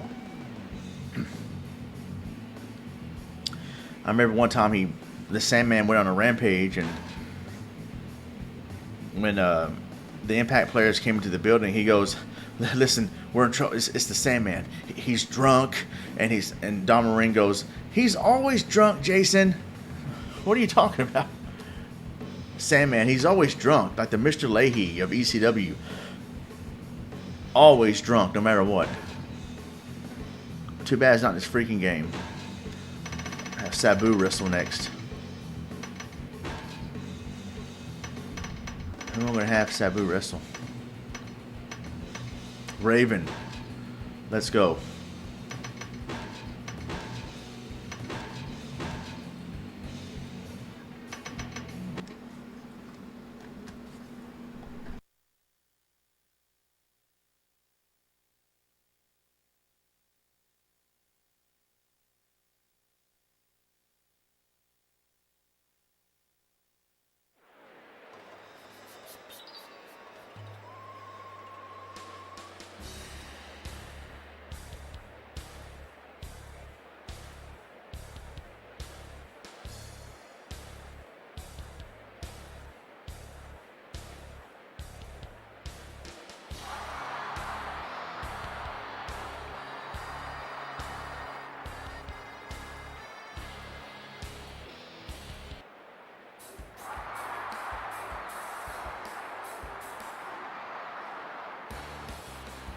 At least they somewhat tried to. Raven didn't have that entrance with this fire. That's the Undertaker's entrance. What is this, WWE or ECW? I don't think the arena got dark either. They somewhat tried with the music. They couldn't use the real thing because of copyright, but that is not Raven's entrance, except he does go in the corner. He sits down, though. Man, Claim, could you get anything right in this game? Come on, man. I mean, they got a few things right, but my goodness. Okay, The Raven, nevermore. Bring the ECW zombie back if you're going to be cutting promos like that. I mean, Sabu didn't talk, though. I don't think he even screamed, so that was stupid. They should just not have him make any noise. Sabu did not talk at all. It's like Link in Zelda. He just did not talk. He's the silent protagonist. How Mega Man used to be before he made him talk and sound all fruity. Sound like a...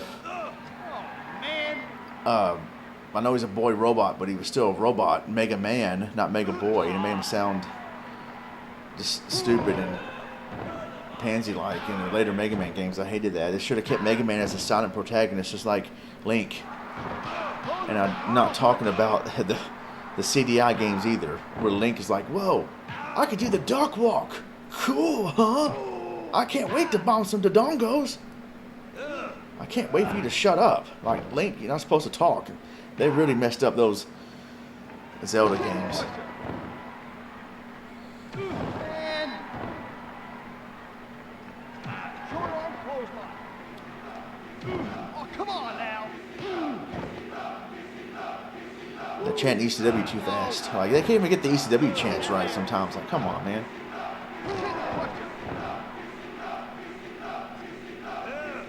Vertical suplex. Hey! Hey.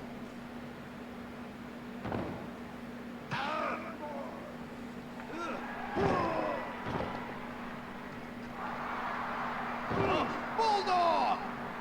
Bulldog!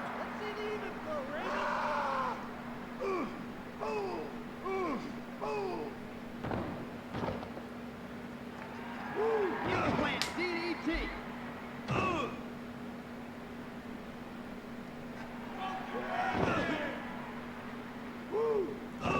Come on!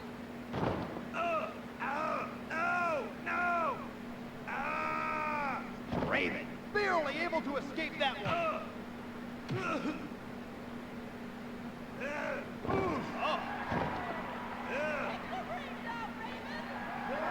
I think it was Anarchy Rules 2000 where Jerry Lynn won the world title.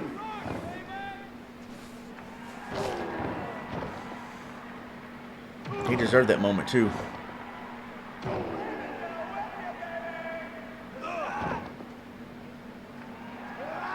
Sabu, big implant DDT. I think he tried to make a speech toward the end of the pay-per-view, but the microphone wouldn't work. And they had to go off the air. That sucked. Oh yeah, ECW was great. The original ECW. It was great stuff. Not like it is in this game. Don't let this game fool you. They just could not get it right in this game, but Vertical suplex. it was a good product. Reverse Fujiwara armbar. What do you mean? Was it pay-per-view or was it the was it satellite?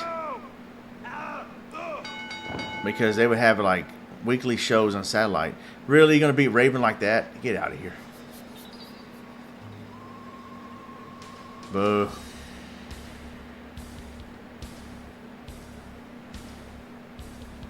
Unless Raven's doing that angle he did in late '98 where he would tap out easily, and for some reason it was weird. He would just give up, I guess, because he was more emo than normal. Just gave up on life.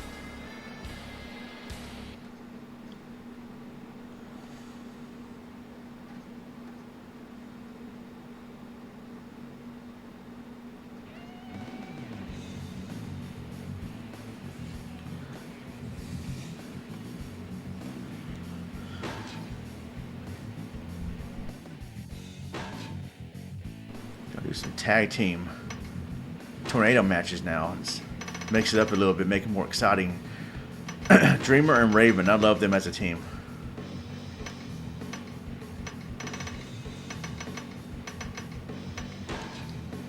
Versus RVD and Sabu, let's go.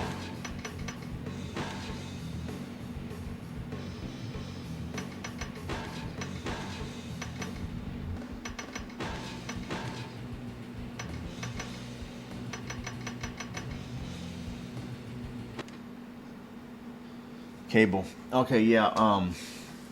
Was it like? But it wasn't actual. Because yeah, they had ECW Hardcore TV, which I think was a weekly show, And then, of course, they had their paper starting in '97. They would have bi-monthly pay-per-views, I think. I never got to watch ECW Hardcore TV. I didn't really get into ECW until like a friend let me borrow his VHS tape of November to Remember '98. And then the next year, the following August '99, they started airing on TNN. And that's where I can start watching ECW, and I got fully into it then. But I heard about ECW at first in a magazine. I forgot what magazine it was. It was in 1995, and I was seeing pictures, and I read about it. I said, what the heck? And it said that Paul E. Dangerously was like the owner or something. I go, Paul E. Dangerously? He used to be a manager back in the early days of WCW. And now he like took ownership of ECW, because it was not founded by him. It was founded by Todd Gordon. And then he something happened to where Paul Heyman became the owner of ECW. Because ECW did not always start out as Extreme Championship Wrestling. It was founded in '92, and it was called Eastern Championship Wrestling. But because it was so violent and extreme, they got renamed. I think in '94, when Paul Heyman took it over or whatever, it got renamed to Extreme.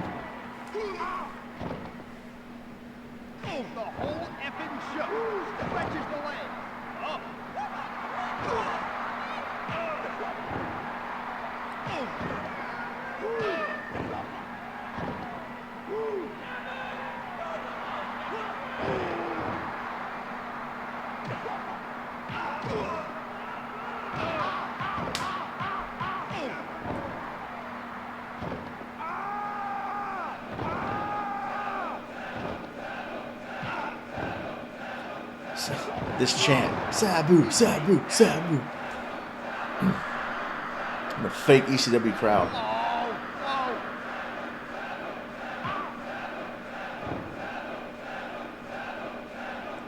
Come on now.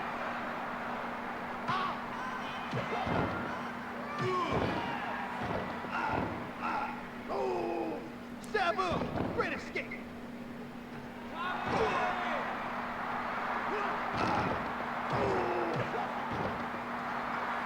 Tommy Dreamer nails a spinning neck breaker.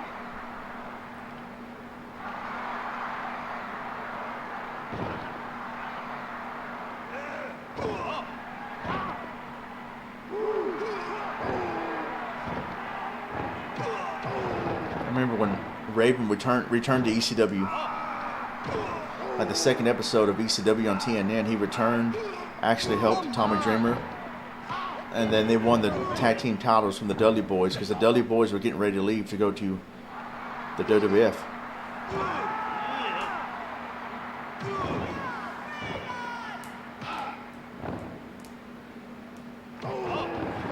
Raven having a hard time getting up.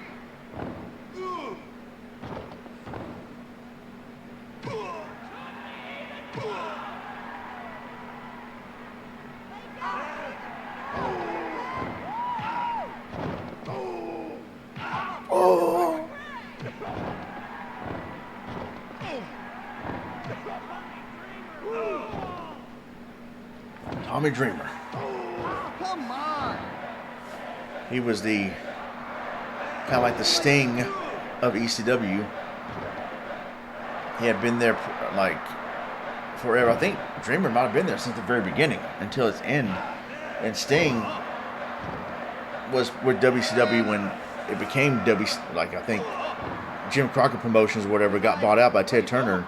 Sting was there during that time, and Sting was, I think, there from the beginning of WCW when it became, when it was under new ownership of Ted Turner, all the way to the end when it closed down. And ironically, both companies closed down the same year, the same month, I think. And Tommy Dreamer was, I think, with ECW maybe since day one or almost since day one. There's the Dreamer driver.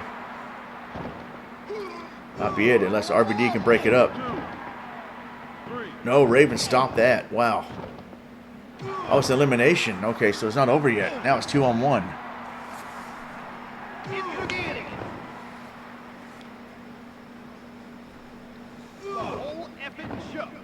I remember I was going to order ECW Living Dangerously 2001 that night. And this is back when, this is before WWE Network, or this is before, I think it was like digital cable back there, or whatever you could order from your box or whatever. This is back when I think a lot of us are still ordering where you got to call the cable company and order it on the phone. And I called and I said, yes, I'd like to order ECW Living Dangerously for tonight. And the operator said, oh, actually, sir, that pay-per-view has been canceled tonight. The event has been canceled. And I said, oh, well, okay. And I hung up the phone. I'm like, what the heck? And shortly after that, a few days later, I think we found out that's when it was official that ECW, well, Paul Heyman made his debut on Raw with JR as a commentator. And then, like, we found out Vince McMahon bought out WCW, and I guess he also bought out ECW in the process. I'm like, dang, man. It's just WWE now. But ECW was not at war with WWE. They actually did business together.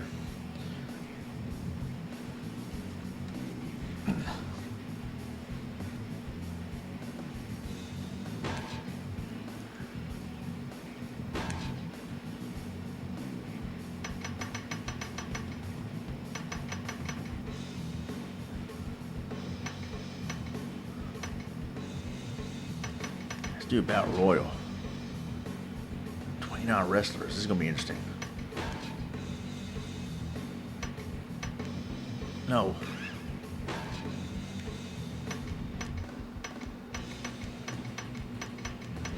Let's put all of them in there. There's all 29 of them in here, I think. That's how many wrestlers are in the game, 29.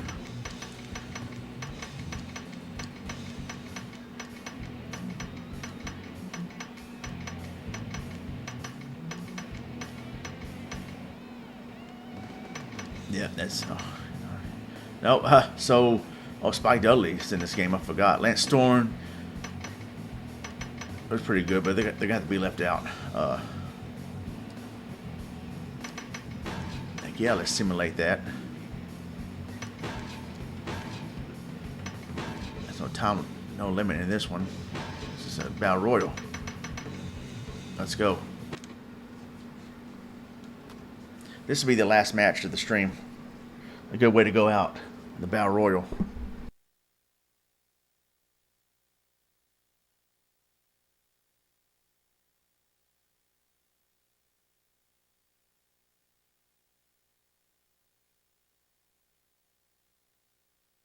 I was not in complete shock because I had called the WCW hotline. Oh man, I picked two angels by mistake. I forget it. Just go with it. I'm gonna do that. What the heck?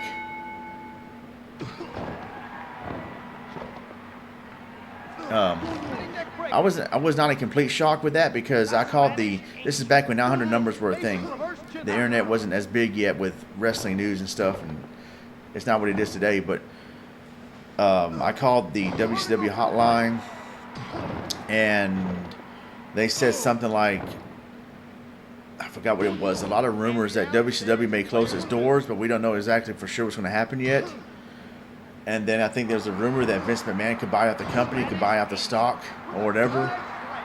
And then so when Nitro aired and it showed Vince McMahon's face on there, it was shocking at first, but then I go, oh, so it is true. Wow.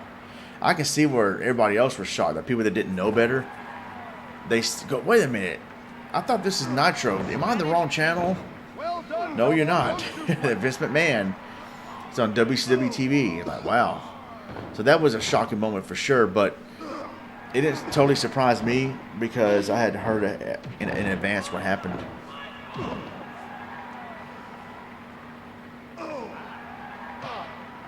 His eyes are glazed over.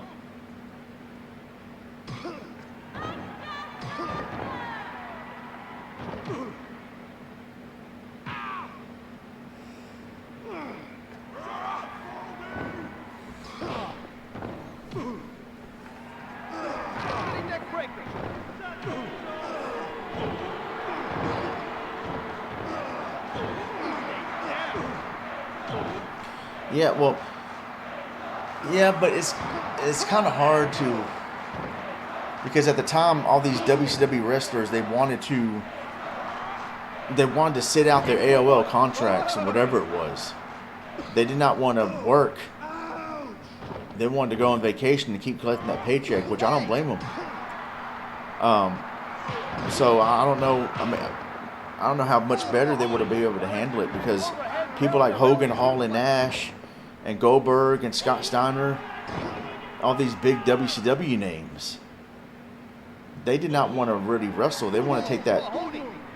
They wanted to collect those AOL paychecks until their contract ran out in January 2002. That's why in January you did not see the NWO, or you did not see Hogan, Hall, and Nash wrestle until 2002. The Invasion angle was over with because their contracts were expired. Now they had to get back to work. And what else? I guess Scott Steiner was the same way, and Goldberg, he didn't come until 2003, so I don't know what the deal was with him, but you only saw Booker T and who else? Diamond Dallas Page as far as the big name WCW stars. Booker T wanted to wrestle. He's like, yeah, I'll choose to wrestle over my AOL contract, collecting paychecks at home. I want to be a part of this new era. So Booker T chose to wrestle. Diamond Dallas Page, I guess, thought the same thing. He had his little feud with The Undertaker. And Sting, we know why he didn't want to wrestle in WWE, because he felt like he wouldn't be used right. And I'm trying to think of other big name wrestlers that, when you think WCW, who do you think of? I can't remember right now, but the big names I just mentioned, I think they just wanted to take that time off.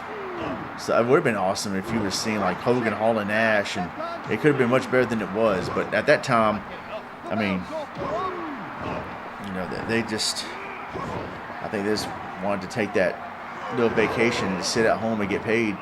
I can't really blame them for that. I don't blame them either way what they would have done. I don't blame Booker T for coming to WWE and wrestling and having to work rather than sit at home and collect the AOL paychecks. I don't blame Sting for not going to WWE, because he probably wouldn't have been used right after seeing The Rock look at Booker T for the first time, and The Rock goes, "Who are you?" That made Sting think, wow, you're going to treat Booker T like that? How are you going to treat the rest of us WCW wrestlers? And that's why he didn't come to WWE for the longest time. He went to TNA instead. And Hall and Nash, I don't blame them for sitting out their contract, just collecting money. Hogan was the same way. And Ric Flair, I guess, is the same way too, because he didn't show up. Well, actually, Flair showed up like the night after the Invasion angle was over. And I guess he thought this would be a good time to come back. And yeah, it would have been better if they all came back during the Invasion angle. You would have had a true war, WCW versus WWE. But a lot of people just want to sit out their contract and take that vacation. I can't blame them, because the last days of WCW, from what I heard, it's just, and what we've seen on TV, it looked like it really sucked. I mean, especially it sucked to work there. Tony Schiavone was burned out, so after that broadcast, the last episode of Nitro, Tony Schiavone, from what he said on that podcast he did, What Happened When, with Conrad Thompson, he said he was I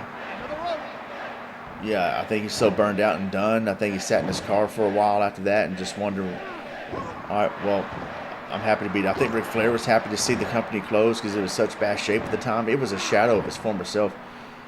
Starting in like mid-99 is when things really went downhill with WCW. And then by March 2001, I mean, it was barely watchable. I still watched it because I was just a hardcore fan of wrestling, and I was hoping it would get better, and I still enjoyed watching both companies, but it was ECW too. But when ECW lost their TV deal in late 2000, I couldn't watch it anymore. Didn't have any TV. That's why Rhino dropped the TV title. He goes, "Why do I want to be the television champion when this company doesn't even have effing TV?"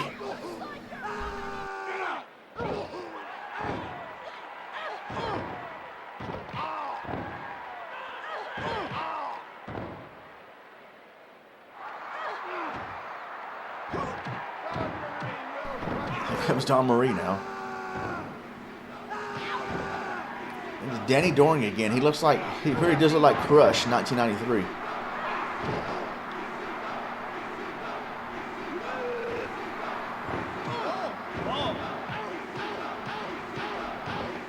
I think there's some hidden characters in this game. I forgot who they were.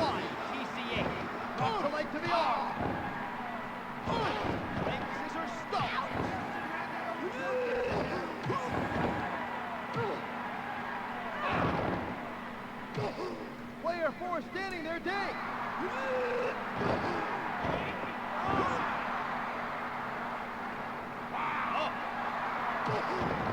That kept player 2 down. Let's do the pedigree. Yeah, this is like the same thing as watching the Royal Rumble for Warzone and Attitude.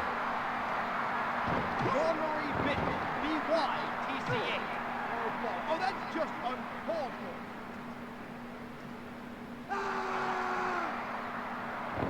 Come on. Here comes Tommy Dreamer.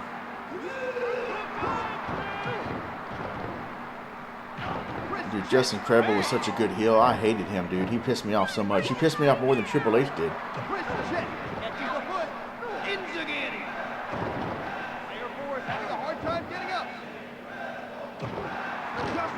That's why I really thought Justin Credible to me was a better heel than Triple H, because he made me more mad than Triple H did. But Triple H had a much longer, more illustrious career as a heel. Justin Credible after ECW just, yeah, his career just went downhill, I guess, because he was part of that stupid X Factor stable with X-Pac and Prince Albert, or whatever his name is.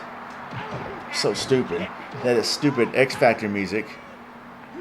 It was good to see X-Pac be the leader of his own faction after breaking away from DX, but I mean, that was just a lame faction with lame entrance music. And Justin Credible did not look good in that group.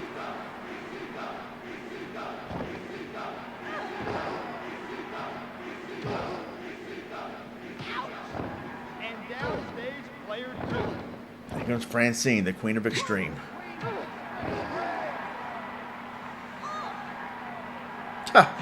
And she eliminates Justin Credible. I think she was the last. He was the last man she managed in ECW. Yeah, good memories indeed. ECW was still going strong though in the end. They were still selling out tickets and stuff. But they just still had money problems, even though they were over and very successful and doing good business. I guess just, I don't know if Paul Heyman people could say Paul Heyman is mismanaging money, but they just could not get to another network in time. That's what Paul Heyman was saying. I mean, I believe him. He was the owner of the company. He knew exactly what was going on, but he's also known to be a liar, so I don't know if he'd be telling the truth or not, but that's not to say he wasn't a man of his word. I think he gave Taz his word on something before Taz left the company, and Paul Heyman kept his word, but I mean, ECW was still like over and still having good shows and everything at the end of his life, but WCW just went out with a whimper. WCW was sad. Yeah, I think they failed. I don't know if there's also backstage politics, but I had heard Justin Credible was motivated by Paul Heyman, and since he wasn't working for Paul Heyman anymore, he kind of got demotivated, and I don't know, but man, Justin Credible was a great heel. Man, when Tommy Dreamer won the world title, and then Justin Credible took it from him like 15 minutes later, so Tommy Dreamer was only the world champion for 15 minutes. And that pissed me off. And finally, I think Jerry Lynn dethroned Justin Credible. I think, if I remember correctly in the timeline. I think it was Jerry Lynn that beat Justin Credible. Yeah, WCW went out with a whimper. I mean, it was sad. It sucked. AJ Styles actually wrestled in WCW, but that was at the very end, so you probably don't remember him. I didn't either until I went back. And on YouTube, it says, top 10 wrestlers that wrestled in WCW, but you never knew it. AJ Styles, I'm like, what? Yeah, it was sad. Think about it. WCW in like late 98, early 99 was still pretty hot. And then 2 years later, just 2 years later, done. Out of business. Eric Bischoff said on a podcast in August of '98, when WCW was still hot and doing good business, he saw the writings on the wall. He knew right there it was going to go out of business. It was going to fail because he had this big meeting with Ted Turner and Tom Warner, wherever they were at the CNN Center or wherever the headquarters is at. And all these board members are saying, you got to make WCW more of a friendly PG type. You got to do this, you got to do that. And Bischoff was like arguing with them, saying, no, that's not going to work. That's not going to work for this company. He would call them out on their BS and call them out on their stupid ideas. He always thought he had Ted Turner to back him up. But little did he know, Ted Turner was being phased out of that company, I guess because of the merger with AOL. It was just a horrible political nightmare. I mean, geez, no wonder people got burned out working for that company. Exactly. No one really remembers AJ Styles wrestling in WCW. Because he came toward the very end where he was not that well known at all. And then it went under, and that's when he went to, I don't know what he did through the rest of 2001, because TNA did not open until 2002. Oh yeah, he went to Ring of Honor. No, wait. Ring of Honor didn't start in 2002. So I don't know what he did in 2001 between that time, before Ring of Honor and TNA were a thing in 2002. But he went on TNA and Ring of Honor, mainly TNA, and dominated there for years.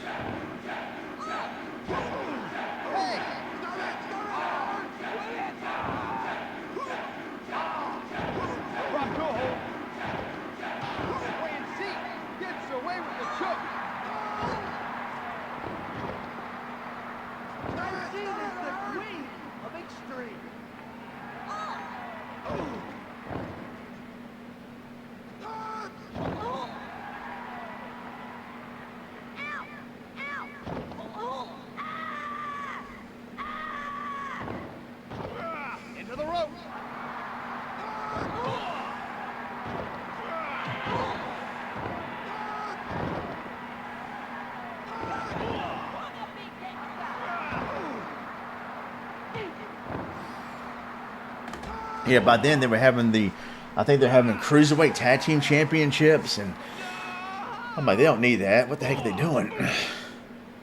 But okay.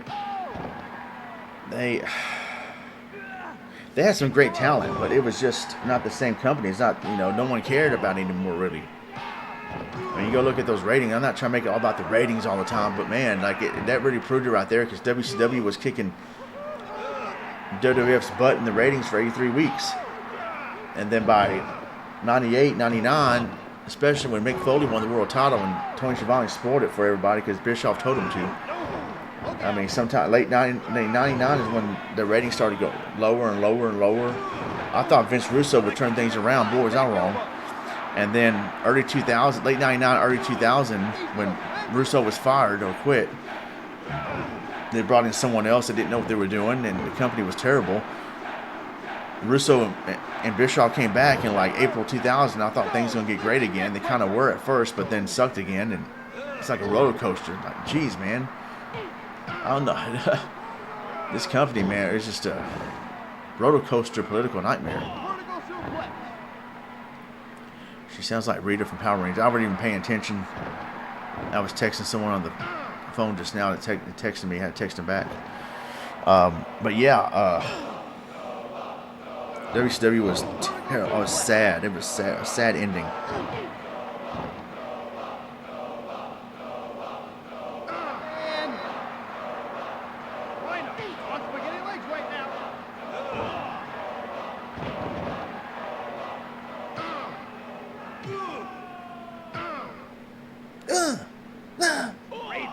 Speaking, how's it going? Yeah, the string's gonna end as soon as this Battle Royal's over with. But I appreciate you being here. I was talking about the good old days or bad old days of wrestling.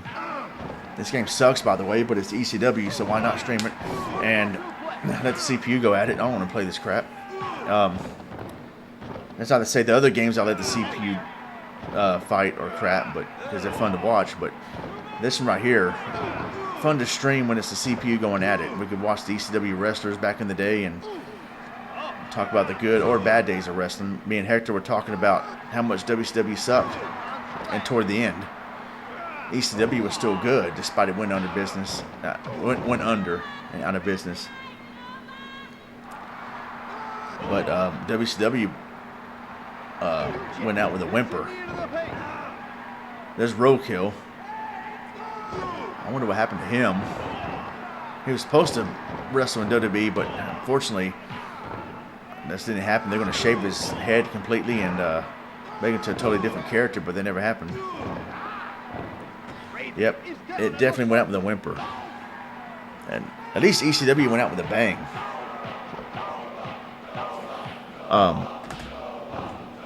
ECW was still selling tickets. People were still coming to the events. They just could not get to another network on time, and that's what really messed them up. And they were already struggling. They were a poor company. That company was ran, well, it was funded. Sometimes it was funded by Vince McMahon. So that's why they did business with each other. Vince said, all right, I'll front the money to keep you afloat if you let some of your wrestlers come to my company. Okay. That's why you would see Taz and the Dudley Boys and all that stuff. ECW and WWE did business together. WCW did not. WCW was just his own thing. And some of the greatest wrestlers ever came from ECW. Eddie Guerrero, Dean Malenko, Chris Benoit. I know what he did to his family is messed up, but he was one of the top 5-10 performers ever. I mean, Taz, the Dudley Boys, Rob Van Dam, Sabu, Tommy Dreamer. New Jack wasn't a great wrestler, but his character was freaking awesome. Masato Tanaka. Is Masato Tanaka in this game? I don't recall. He was pretty good. Balls Mahoney. Oh.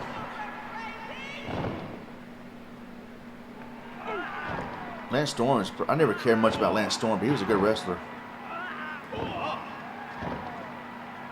Raven wrestled before ECW, but he got his big break in ECW. That's where he became Raven. Who's this? Oh, Simon Diamond. He sucked. He should have never been to ECW. He sucked. He is terrible. He has some sort of Conan O'Brien reject with him all the time. That entourage he always had with him. He started, I think, become more of a more serious heel toward the end, but he still sucked, and I couldn't stand his sideburns. Don't know what happened to him after ECW.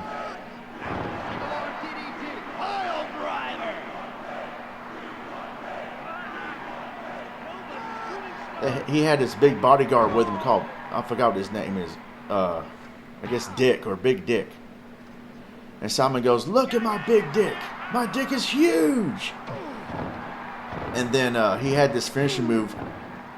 Dick had this finishing move called the penile implant. He would do some sort of slam. And he put it on Jazz. And I think Joey Styles or Joel Gertner said, he just put the penile implant on Jazz.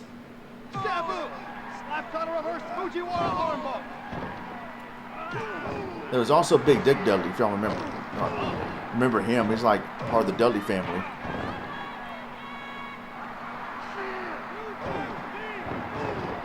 Little Guido. Little Guido's, man, he was pretty good too. They made him look stupid though in WWE. Nunzio, just keep him as Little Guido, man. WWE had really ruined a lot of talent that was not homegrown. We got 5 people left.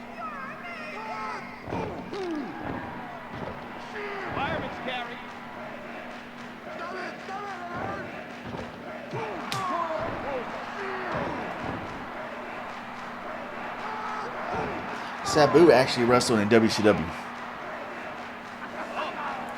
I remember that because I was watching it during that time. That was when Nitro was new. And he didn't stay long though. He wrestled Alex Wright. he beat Alex Wright, but Sabu, like, after the match was over, he would put Alex Wright through a table or something like that. And he said, oh, these are the last three. Spike Dudley's the last entrant. The referee reversed the decision, so Alex Wright ended up, quote-unquote, beating Sabu.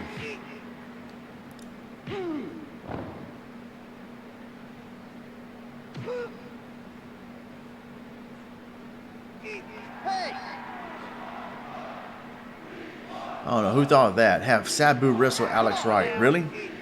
Alex Wright was a good wrestler, but he should not have been wrestling Sabu.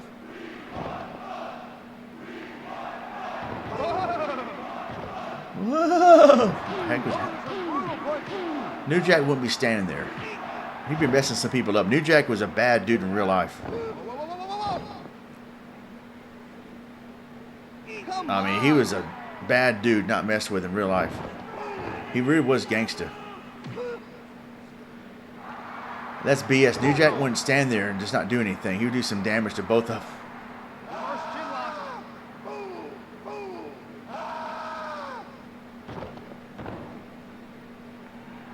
He's getting ready to do something, though.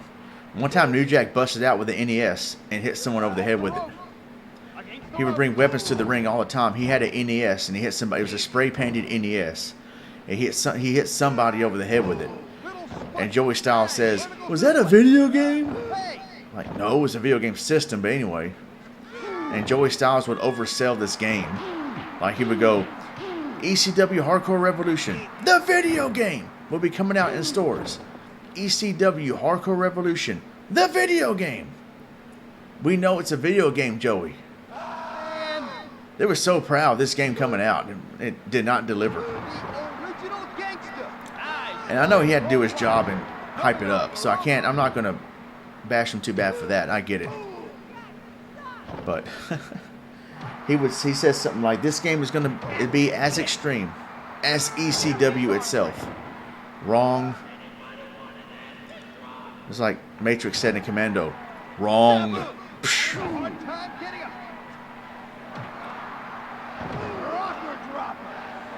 I don't know if you remember, there was this angle in WWE where Carlito had this big bodyguard named Jesus with him. And there was a storyline where they both jumped John Cena, or John Cena supposedly got stabbed. Well, the person that was supposed to have done the stabbing, quote unquote, was supposed to be New Jack. It's supposed to be a feud between, I guess, New Jack and John Cena. And I probably got that story wrong, but there was something along those lines. New Jack was supposed to be involved in some sort of angle with Carlito, Jesus, and John Cena. I guess New Jack couldn't see him. Little spike. Nice. Basic reverse chin lock.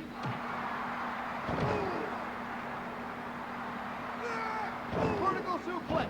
Let's go, Sabu. Russian leg sweep.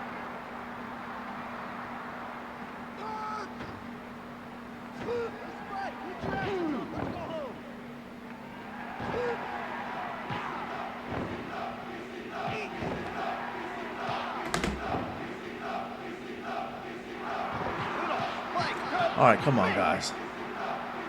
Eliminate somebody here. Spike Dudley was really tough, dude. That was a tough little man.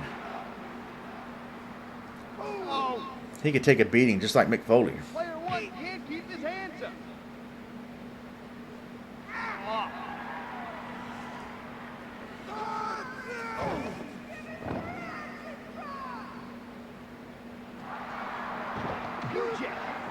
Oh, that's just unfair.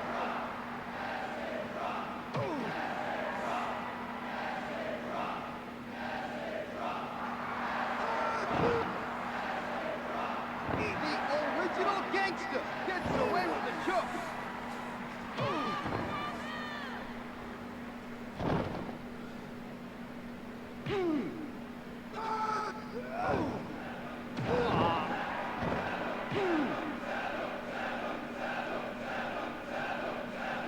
Sounds so stupid. That's not how the crowd would chant. I think they would chant, Sabu, Sabu. Or maybe not, but they wouldn't chant like that. Sabu, Sabu, Sabu. Sounds stupid. Player 4 standing What did Filippo say earlier? It's like an acclaimed staff in the crowd rather than rather than them making it sound like an authentic ECW crowd. So I don't know where Spike is today. I have no idea what Spike Dudley is. I haven't heard about him in years and years. I don't know if he's retired. He probably retired from wrestling. Then again, I don't know. I haven't heard about him in years.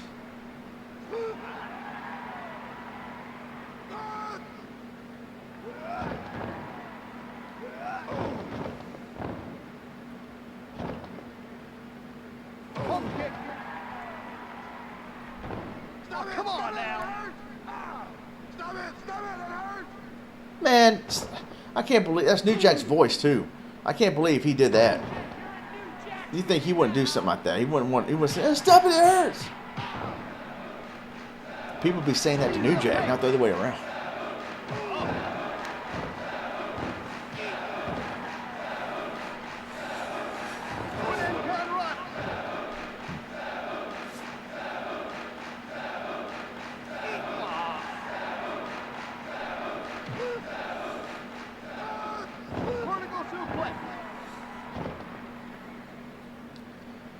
I don't know if anybody said it, but I won't be surprised if someone said, "Rest in peace, New Jack. He's in that big gangsta's paradise in the sky."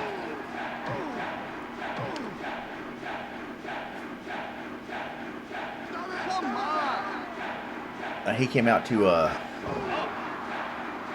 who sang it? Snoop Dogg or, Ice Cube or whoever else.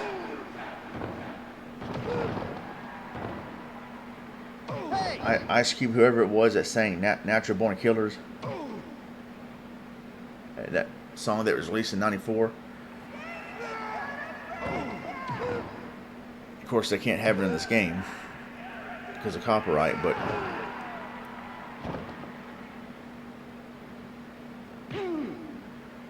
yeah, he was a part of a tag team called, I don't know, the Original Gangsters or the Gangsters. New Jack and Mustafa. Not Colonel Mustafa with Iron Sheik, whatever his name was, but or not Kama Mustafa either, the Godfather, but some guy named Mustafa, I think. And then he left ECW or something happened, so New Jack just went solo.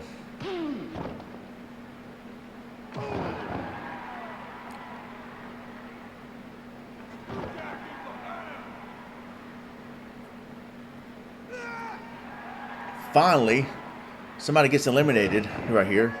Sabu's gone. Now it's just New Jack and Spike Dudley. Let's see. Well, Spike was the freshest because he was the last one that came in, but now New Jack has more energy than him. Spike was tough, but New Jack will whoop him. I think New Jack threw something at the Sandman backstage, and the Sandman, I think, whooped him or just went head to head with him and started fighting him. The Sandman was no joke either. The Sandman was my favorite wrestler in ECW.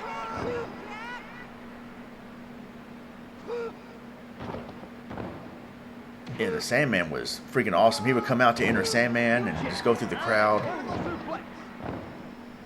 And the crowd would just sing the lyrics to Enter Sandman. It's probably the best entrance in ECW. Had to have been the best entrance in ECW.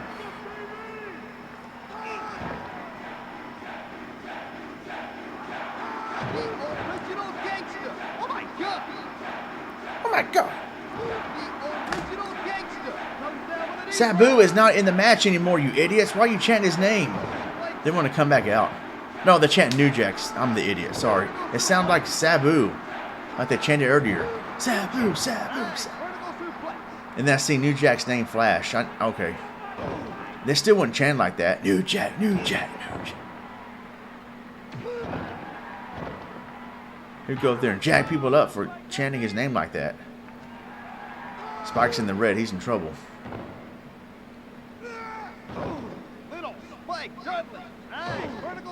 I didn't get this for years, but his finishing move, the acid drop, I was wondering why they called it that. I knew what the move was, but I was like, why they call it the acid drop? Well, because, he wins it too. Because his name was Little Spike Dudley, not Spike Dudley. And the initials for Little Spike Dudley are LSD. That's why they call it the acid drop. And it took me years to realize that. I felt stupid. Little Spike Dudley wins. Didn't do the acid drop. Is that move in this game? I'm sure it is, but you have to probably get your opponent in the corner and do it. Yeah, the Dudley boys not in this game because they were in WWE at the time. They were on their way out the door.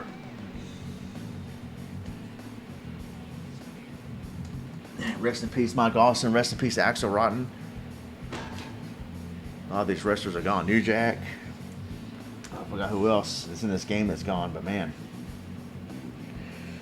Yeah, that was sad about what was it?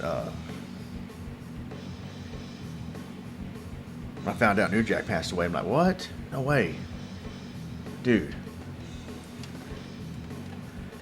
Alright, so that is the end of the stream. Thank you guys for hanging out. I really appreciate it. This ECW Hardcore Revolution chill stream. And yeah, so I gifted Omega Ace Gaming a membership earlier. And so he's the lucky winner of the month. Once a month, I'm going to gift someone a membership. And so Omega Ace Gaming is the lucky winner of the stream. He wasn't in the stream, but I'm sure we'll get the notification or some email letting him know, hey, you got free membership for 1 month of the Ronmower channel, which isn't worth jack. No, 99 cents a month, but free for Ace. Yeah, New Jack. Wait. Did you censor that, or did YouTube didn't? Why would YouTube censor that? What did you type? I don't know why YouTube would censor that, unless you did that yourself. Why would New Jack be censored? That was weird. But anyway, that is it. Thank you very much for hanging out. It's good talking about the good old days of wrestling and just watching how sucky this game is, but it's still ECW. And so that's why I stream it every once in a while. Alright guys, so who else was I going to talk about that passed away that was ECW? Mike Awesome. Yeah, Mike Awesome, when he took his own life, that sucked, man. When he passed away 2007. That was a year where a lot of wrestlers passed away, and that sucked. And of course the Chris Benoit tragedy, that sucked too. But alright, so that is it. I don't want to end it on a depressing note like that. Why am I ending it on a depressing note like that for? That's not ECW. Oh, that was your phone. Okay. But I guess to end it on a positive high note, like I said, Omega Ace Gaming has won the free membership for this channel for the month of April. And yeah, so yeah, this game is always fun to stream with CPU versus CPU. And yeah, so I haven't done this in a long time, so it was fun to stream this game again. And yeah, so too bad the game itself is not as good as ECW or the THQ wrestling games, but it is what it is. And so guys, that is it. I am out of here for the night. Have a good one. I'll see you guys later. I'm Ronmower. God bless and take care.